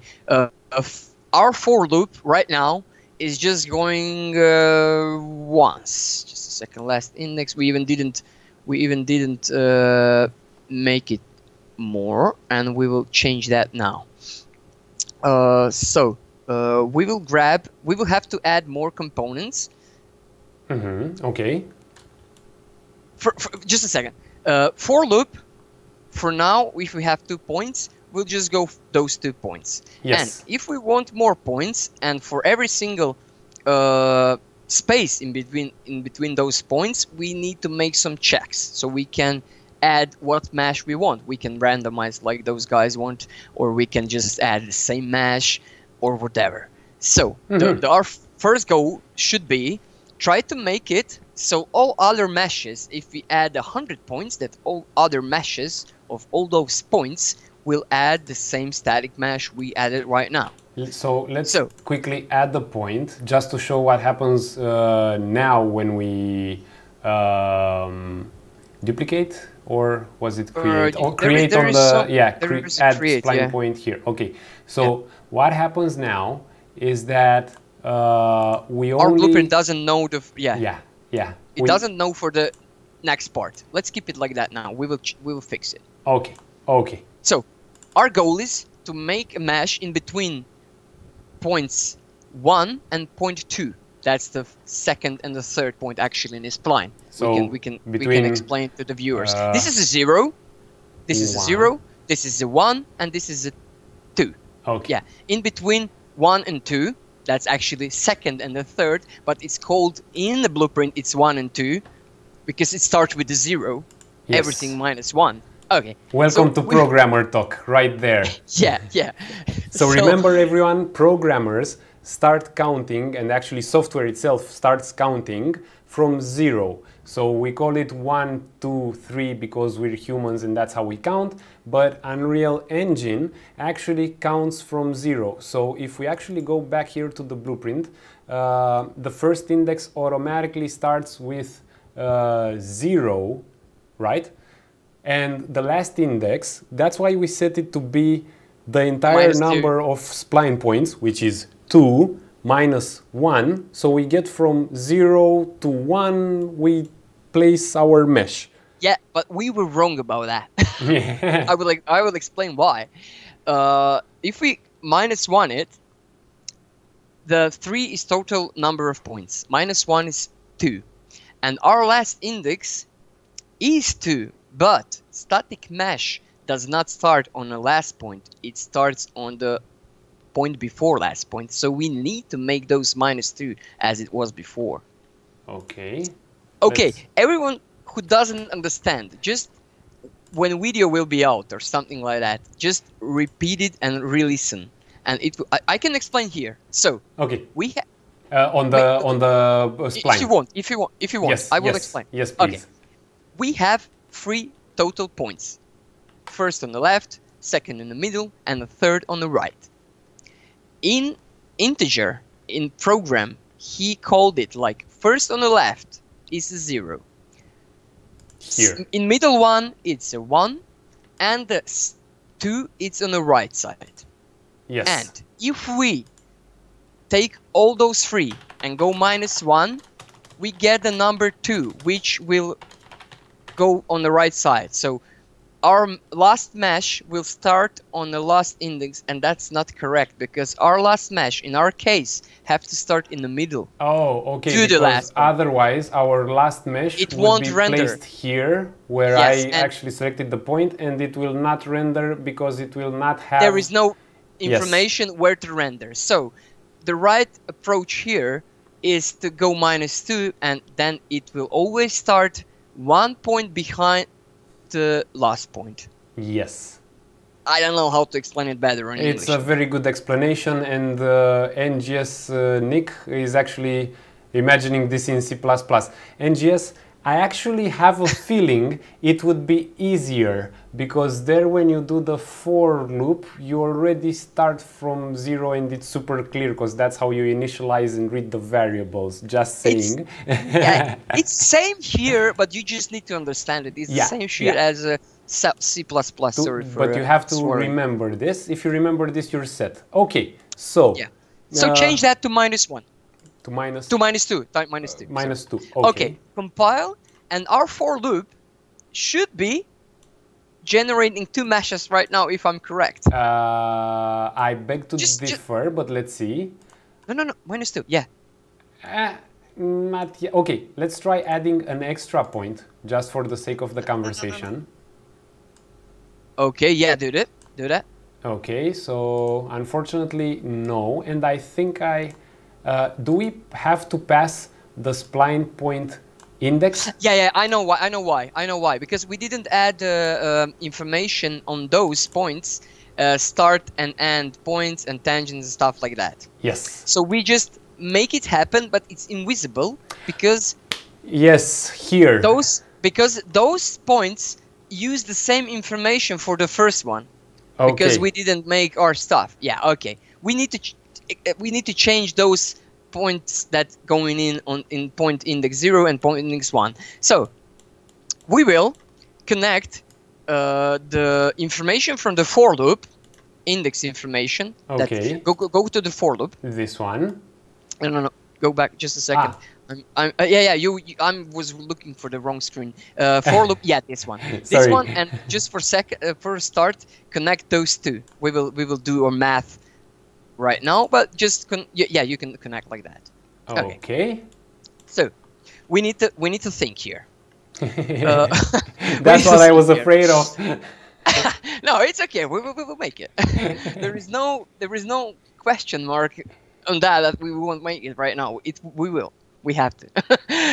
So the first mesh that is going to calculate is point index straight away from that point, and we don't need to do some extra math, because for every loop that index will just rise. First time is with 0, that's our starting point. For the second one will be 1, that's our starting point. But the last index, we need to adapt a little. So we will add on that count, because that for loop is counting 0, 1, 2, 3, whatever, how many points we have. But stops so 2 points before. No. No. The last index will, yes, you're right. The last index will stop counting not on the last point, then on the point before last point. Okay. I don't know the proper way to say it in English. That's my problem. It's perfect. First before last, if I'm not mistaken. So basically, you're saying that here we should add back... Just +1. Exactly. On that one, we just... The thing here is quite simple. You have a for loop that is counting. First point is okay. The second point just need to be 1 point in front of that point. So just integer plus integer, and we are summing 1 to that point, and we are fine. We're good to go. Okay. Just compile that, and now our static meshes have information which tangents and locations from which points they need to use. Okay. It should work. I will try this. I will try to draw your explanation on top of it. Let's see if we don't crash the programs, the stream, everything, but if it works, we're saved. So basically what you were saying earlier is, and I sure hope this also gets picked up in the stream. So you're saying that we have the start point, which is at index 0. Yes. So this is 0. And we have the end point, which in our case is 0, 1, 2, 3. However, because in the spline mesh itself we must feed it the start point and end point where we want the mesh to be added, we go like start point it's 0, then at 1, then at 2, but we don't want it to put another fence, and I'll try to quickly scribble a fence outside the mesh because it wouldn't have the information to draw it properly anyway. Correct. So we don't want it here. That's why we do the -1, the -2, yes. Actually, that's why we do the -1 on the ending point of the spline, and the -2 we are doing because from 0 up until here, we place one starting mesh, one regular mesh, and this is the actual ending mesh. Maybe. No. No, okay. Maybe I didn't get you well. I'll save the screenshot anyway. I'll save the screenshot anyway. It's okay. Okay. It's okay. Okay, so let's continue now. For instance, let's add what NGS Nick was saying. Let's add the randomization. Okay, for that we need to do some. We need to make some random static meshes when we add components, and in a section where we set static mesh, we need to do some randomization on that, and we can choose from few. Okay. In that case, we need to choose them before, because engine does not know what static meshes we put to randomize, which means we have to have more variables. Yes. And have to have some type of check, which will, or some type of randomizer, which will randomize our meshes, which to choose to feed into static mesh. Okay, so basically this variable, I'm guessing we'll still use as mesh name, only we'll set somewhere, so just to quickly try to draw it out, we would probably somewhere around here closer to the start, we will set the mesh name variable from a randomized pick from a list. In my eyes, the easiest way to do is to create variable for every mesh you want to go to randomize. Okay. And then somehow randomize the pick what variable will be fed in. Exactly. So let's try to let's try to do this with NGS Nick. Would you be okay if we do this with 2 fences or 3? 3. Let's call it fence 1 and set it to a static mesh. So yes, NGS Nick is asking about array. At a later point, I would actually use NGS Nick not an array but an enum in which I would feed all of them, but that's even to our good. Okay, so let's call this fence 1, let's duplicate it and call it fence 2, and actually let's hide the mesh name. So starting now, the level designer inputs all the meshes he wants to randomly choose from when creating the fence. He's not... Yeah. The problem is, I'm not quite sure which method we can use right now to randomize that thing. We can select on a wildcard, we can I would, in my eyes, the easiest things to randomize in on integer on some type of number that can be generated randomly, and then select some type of variable mesh something. But I don't know that like from the head right now. We have to investigate that matter. Let me try to attempt this one. So basically, you're saying select, and actually I think we have select on in, or whoops, we have a switch. Sorry, not select. Switch on int. This one, and we have a default. We'll add pins.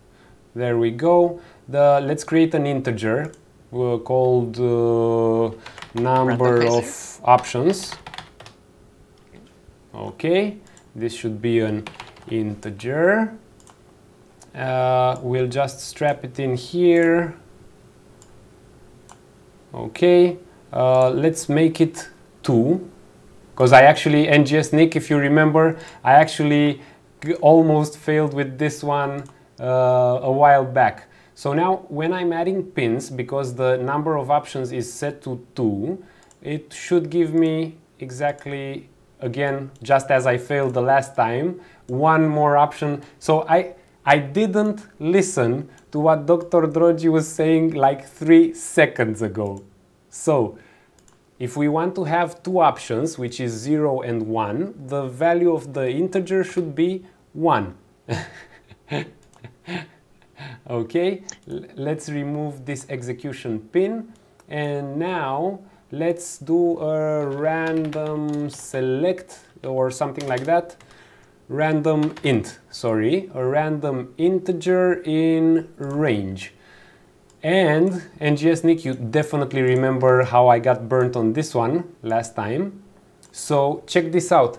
The random integer in range does a selection between minimum and maximum. Yes, and we will clamp on maximum. We can control that maximum, that variable you created. Number of options, it's a maximum value we feed. Okay, so right now from the construction script, I will first go here on the switch on int. So this way I generate the int. I will exit on the default anyway, and based on 0 or 1, I will set the mesh name variable to be either fence1, there we go, or to be, let's actually try to speed this up, so it was with shift, if I'm not mistaken. There we go. No, with alt. It's a control drag to get it, and so and alt drag to set it. Alt drag to set it. Okay, so alt drag is set and control drag is get. Perfect. So what I'm doing here is I'm already setting my variable. So I randomly choose if it's fence1 or fence2. I just want to check random integer in range, so it's between min and max. More or equal to minimum. And the number of option, let's triple check, should be, okay, it's 1. I corrected this already. I failed in another stream with this. So just to recap for everyone, the random integer in range, as the description actually says, so read the manual all the time, it can select the minimum and maximum values. So if we put 0 and 1, it will literally select 0 and 1. So we don't need to go to 2, 3, etc. and just think it will select the middle. Okay, this looks decent.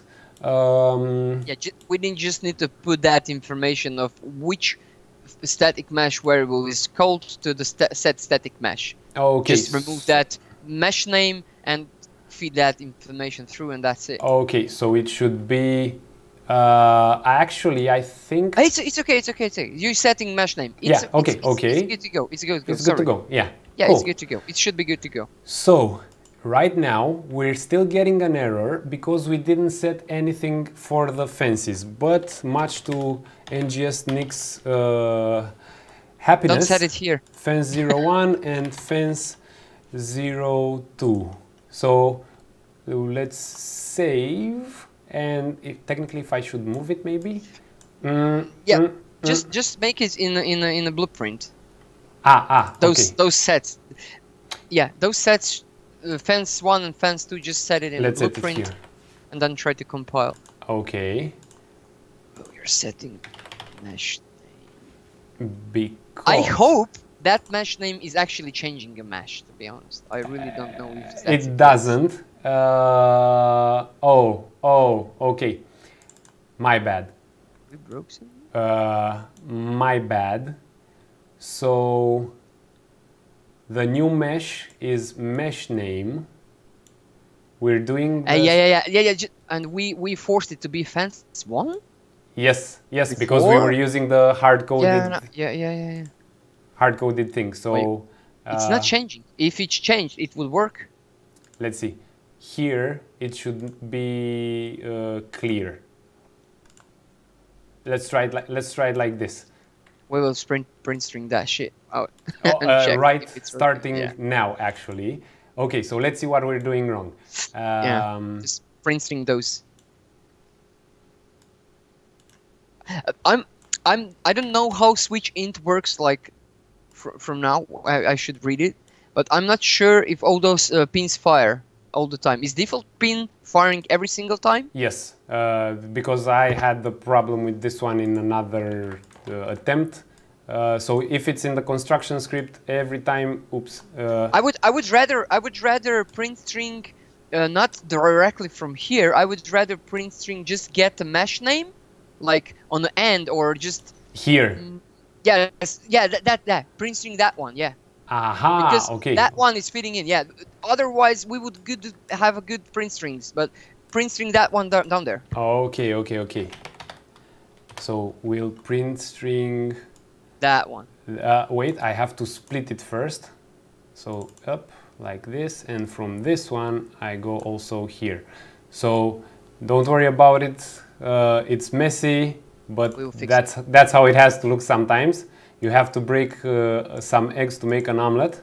Okay, let's see what's going on here. So technically, if I would just move it, Dr. Drogi.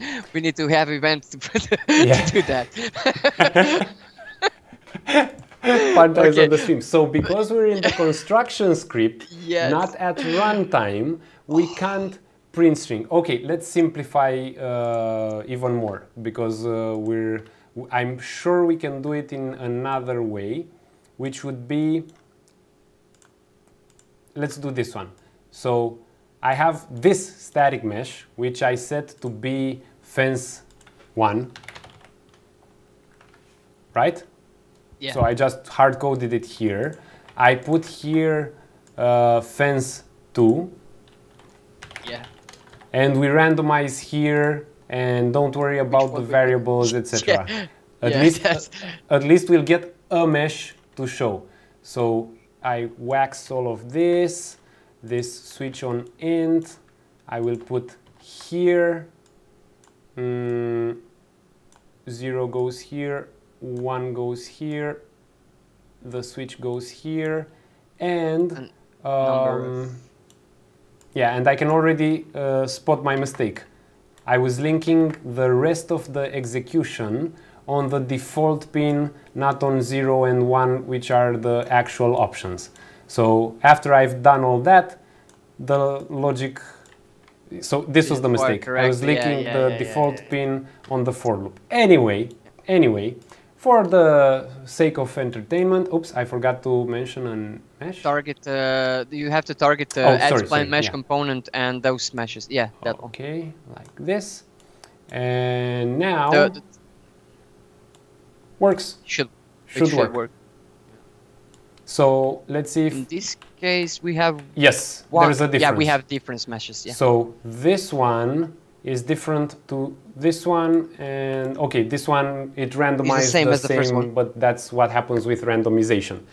So let's try to redo it now properly, maybe, because this is a bit messy. So I'll take this back here. Awesome work. We should open a game studio. To be honest, for a student, it's much easier to understand when those switch checks are quite close to the things that actually happening. Okay. You understand? You know, we make some checks and switch now, and it's changing something behind. And for new guys that actually try to learn stuff, it's harder to track that down. To be honest, from my experience, what I've experienced. So the setup you did, it was perfect for students. Maybe not cleanest to do like professionals do, but it's for the sake of learning, it's a great example. Okay. So NGS Nick, allow us to correct you on that. We should open a game school, and we're actually working on this. Okay, yeah. Thank you for advice.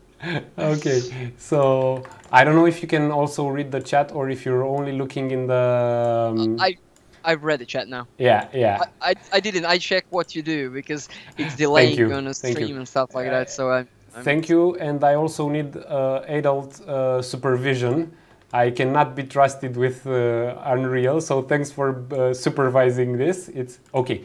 This time, you know, level designer, famous last words. This time it should work. So now I'm doing the exact same thing. I'm switching on the random integer. I'm setting the mesh name that I will later use. I'm choosing between fence 1 and fence 2, which are set for now hard-coded here in the blueprint. And then when I'm adding the spline mesh component, instead of choosing set mesh hard-coded, I'm choosing whatever sits in that variable. Cross our fingers, it has compiled and it works. What really surprises me though, just add more points and you will see. Actually, you can add points here.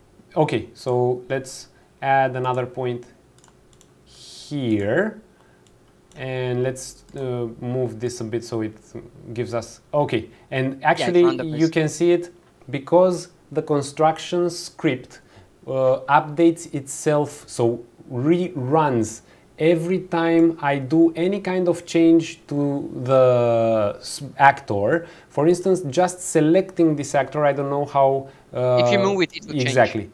But you can see how it's randomizing between the elements. So if I move, for instance, a spline point as well, this counts as an update. So that's why we see this jittery stuff here. Our selector is pretty simple. So we select between 0 and 1. That's why we're not seeing that much variation. At a later point, we can extend this to all the fence models we have here without breaking a sweat. Okay, what else should we do now? We need to ask chat. Yeah, ask chat. Or you don't have any plan to do something? Well, this works. Oh yeah. Let's do the same style of spline actor. Just a second. NG Snick asked, but how do you keep the default scale? The scale you can define by measuring distance between the points, because those meshes will stretch between the points, and you can set the spline in the actor in the viewport. You can set exact distance between points, and later on when you're editing in level, you can make your snapping tool or something to, you can adjust it. You can, I don't know how to exactly. You have to pull it in the right position. You can change its coordinates, so you can specify. I can't tell it. Specify. Yeah. It's exact number where you want to have it. Like you really can determine the distance between them quite easy with the basic tools of placing in level. However, could we possibly use the distance? So I know we can read the distance from the spline from start to end, and then from a fixed distance, because we know the size of the fence. So I can tell you the fence length is 478 centimeters. So instead of using the spline mesh, where we actually deform the mesh as well, could we just place an actor every 480 centimeters on the spline?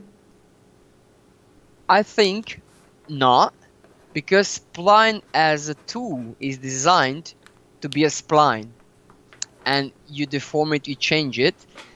But the only way I see it right now is to set the points somehow, their coordinates, and then you can have that amount. I mean, you have to, every point you click, you have its locations in a viewport. If you go to the, just go to the actor in a blueprint editor. No, not here. Okay, just go to the actor in blueprint editor. I already created the duplicate because I'm feeling brave and crazy. But okay, let's go to yours first. Click on viewport. Viewport. Okay. Yeah. Now, just add the 1 point here. You can add it here too. Okay. So default, it will have 3 points. Okay. Okay. Every time you click, just a second, you have to expand it because people don't see it. Okay, just, sorry. I'll tell you where it is. When you click on 1 point, selected points on the right side on the details panel, it should be. Just a second. Okay. On the right side, down there, somewhere it's selected point. Just scroll down. Selected points. Okay, here. Here, every point you selected, it have its location, its coordinates. So with that in mind, you have your points exactly as you want them. Like you can control quite precise the distance in between points and make it happen like proper. Okay, but do I also see this in the editor? For instance, here. Yes, here. If you change, if you put an actor again, you will see your actor, but you modify that actor. We made a modular actor. You can modulate it straight away in a program. But somewhere in these detail panels should be here on the spline. Yeah. So I selected the spline component of my actor, and you have all information on every point, and you can precisely edit your locations, distances, whatever you want. Okay, okay. Let me go back to the crazy stuff, but please stay in the call because this is gonna get real messy real quick. So, I will. Here's what I'm trying to do. For this, let me click this spline, and I want to see if I can get distance. It should have something like here. On spline, yeah. Get distance along spline at spline point, or get location at distance along spline. Check this out. You want to measure? Yes, exactly. So I'm getting the location at distance along spline. So now I'm not looking at the point per point anymore. So this is basically, it would return a distance like basically whole distance of the spline. Exactly. So exactly what you showed us earlier. If I select here, the distance is okay. I don't have it exposed here, but it's like literally it goes on the spline and measures, right? Yeah. Yes. So I would again. I'm feeling crazy. Good to have. Yeah, just explain what you want to do. So maybe. So I want to increment at every 480 centimeters. So this should be an increment. So I'll probably take from your loop body with the index, and I will just do a multiply. When you add a spline mesh component, you want to increment and set the distance. Whew, that could be done. I'm feeling brave. I'm feeling brave. Our math won't work. Our math won't work because our math depends on the spline points already defined. Okay. You will see. You will see. I think we'll miss the first one or the last one, right? And just to answer to Florinel, Dr. Droji, by his real name Onion, is a much better expert at blueprints than I am. Onion. Don't say that. Onion, okay. And he's assisting me in doing some procedural splines. Let's show what we have so far. So this is what we have.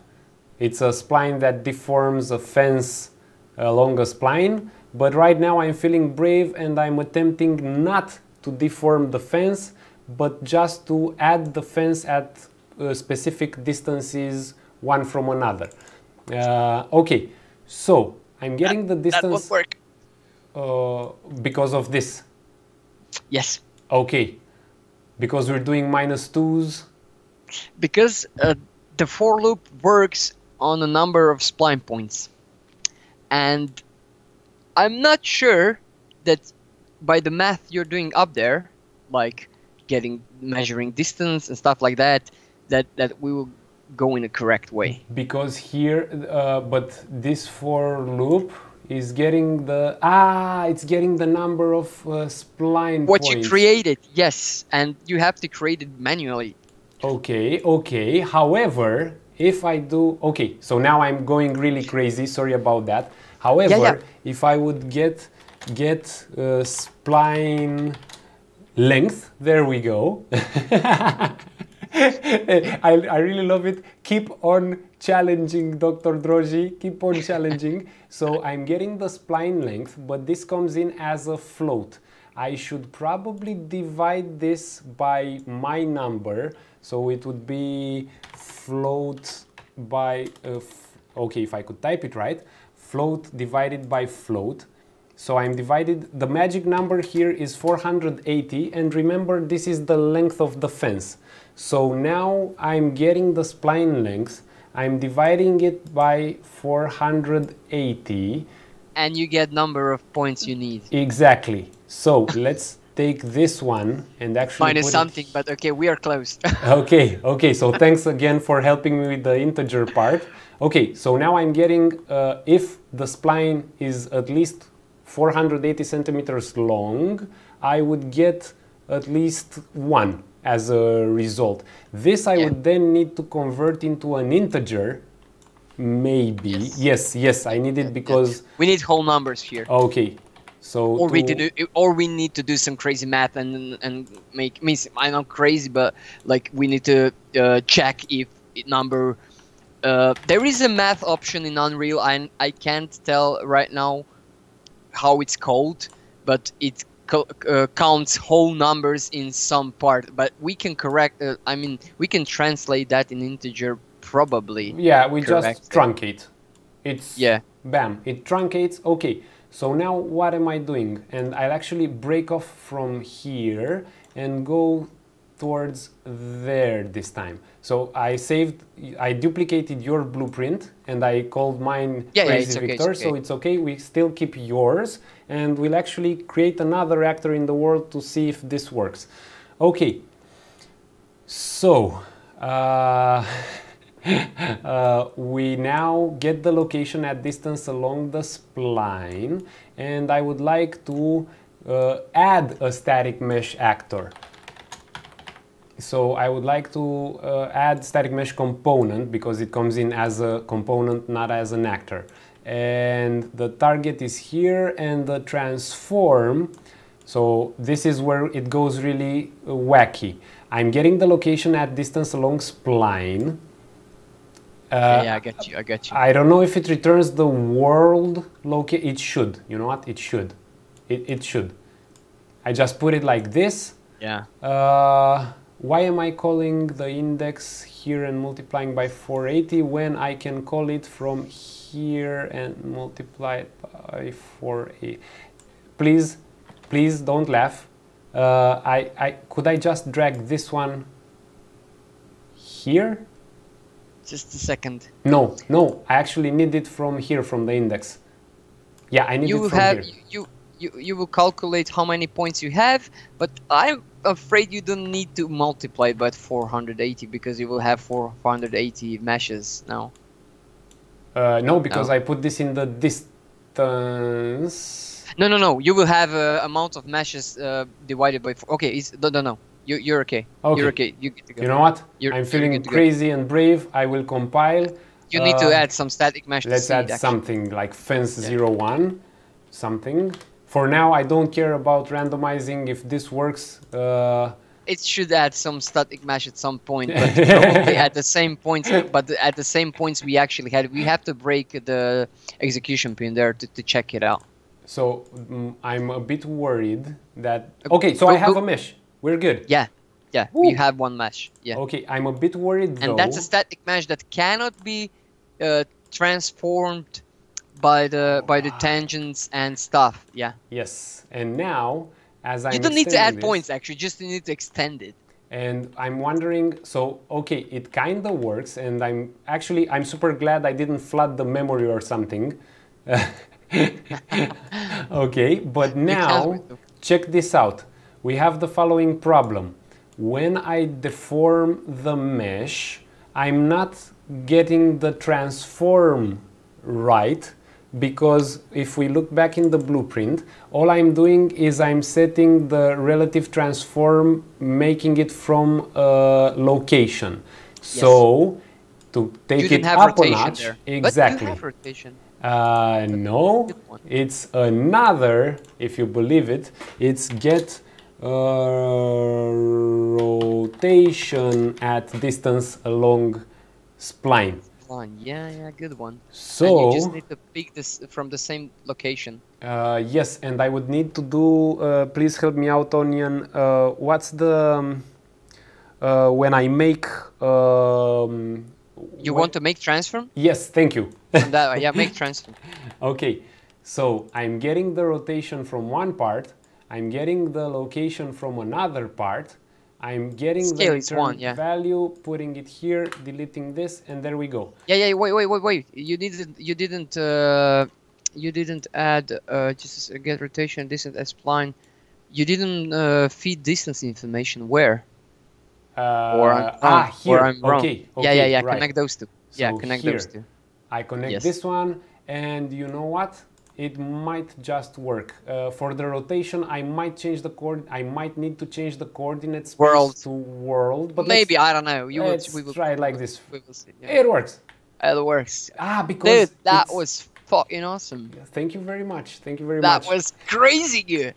Okay, so now we can just recap before closing. Oh, by the way, Indie Club Live says hi and says Onion is a Slavic given name derived from word ogani, meaning fire. That's so metal. Yes, he's right about that. Nice.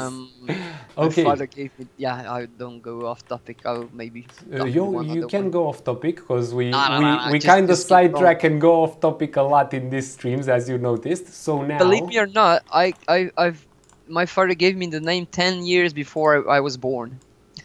Nice. That was his funny story. Yeah, some war stories and stuff like that. Okay. He was in army with some friend from other country, and that dude get a son while he was in army, and he named it by my father's name.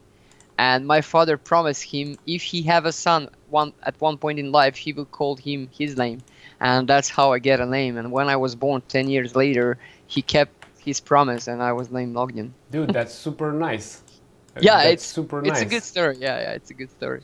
Yeah, very good one. Very good one. Is that how you met your girlfriend? You told her this story and she accepted to go on a date? I didn't. I used some other methods. Okay, so what I'm trying to do here, just before we finish the stream, is to organize the two blueprints in a shape and then show exactly what the difference between these two actors is. So again, thank you so much for the refresher. Now, to be fair, everyone, I did create a load of this kind of actors. I just wasn't remembering how. So I'm super glad. I used to work as a level designer, and to answer NGS Nick, I have to build from time to time tools like this one on the right side, where I put fences fast and stuff like that. But I wasn't remembering the proper way to read the spline and bring the spline in the actor and so on. So that's why I would like to thank Onion for coming in on Skype with us and showing us the method, like the school, the Unreal school teacher he is, of how to get it started. So if you want to deform meshes that need to stretch and follow the spline with the geometry, please use the first method, where we use basically, just to recap, we're using spline mesh components as the thing we're spawning, whereas if you need to create meshes that just follow along the spline and don't deform, but you read some information from there as well, not as much information is read as from Onion's original, you use the version with the static mesh. So again, Onion, thank you so super much for the, I mean, we were stuck without you. So thank you for coming in. Awesome. Thanks everyone for, okay. So as the stream is starting to get more and more raw, yes, NGS is telling you to start a channel, because you can teach people blueprints as I teach level design. So yeah, thank you very much everyone. Thanks for standing by. Thanks for sticking in. Thank you, Onion, aka Dr. Drogi, for jumping in at the perfect time. Remember, and now I shall transition towards the end scene like a champion of streaming. Remember, on Tuesday, Thursdays, and Saturdays, we have fun with blueprints, Blender, whatever works in that time, and maybe we can get Dr. Drogi in from time to time, because he's of real value and help with the blueprints. And on Sunday it's a bit more relaxed, play stuff, see how it goes, maybe just showcase stuff, etc. So thank you very much for being here everyone. Please follow, subscribe, and see you on the next one, which is Thursday, 7 p.m. CEST, Central Eastern European Time, 10 a.m. Pacific Daytime, and 10:30 p.m. Indian Time. Thanks everyone. Bye-bye. Bye-bye.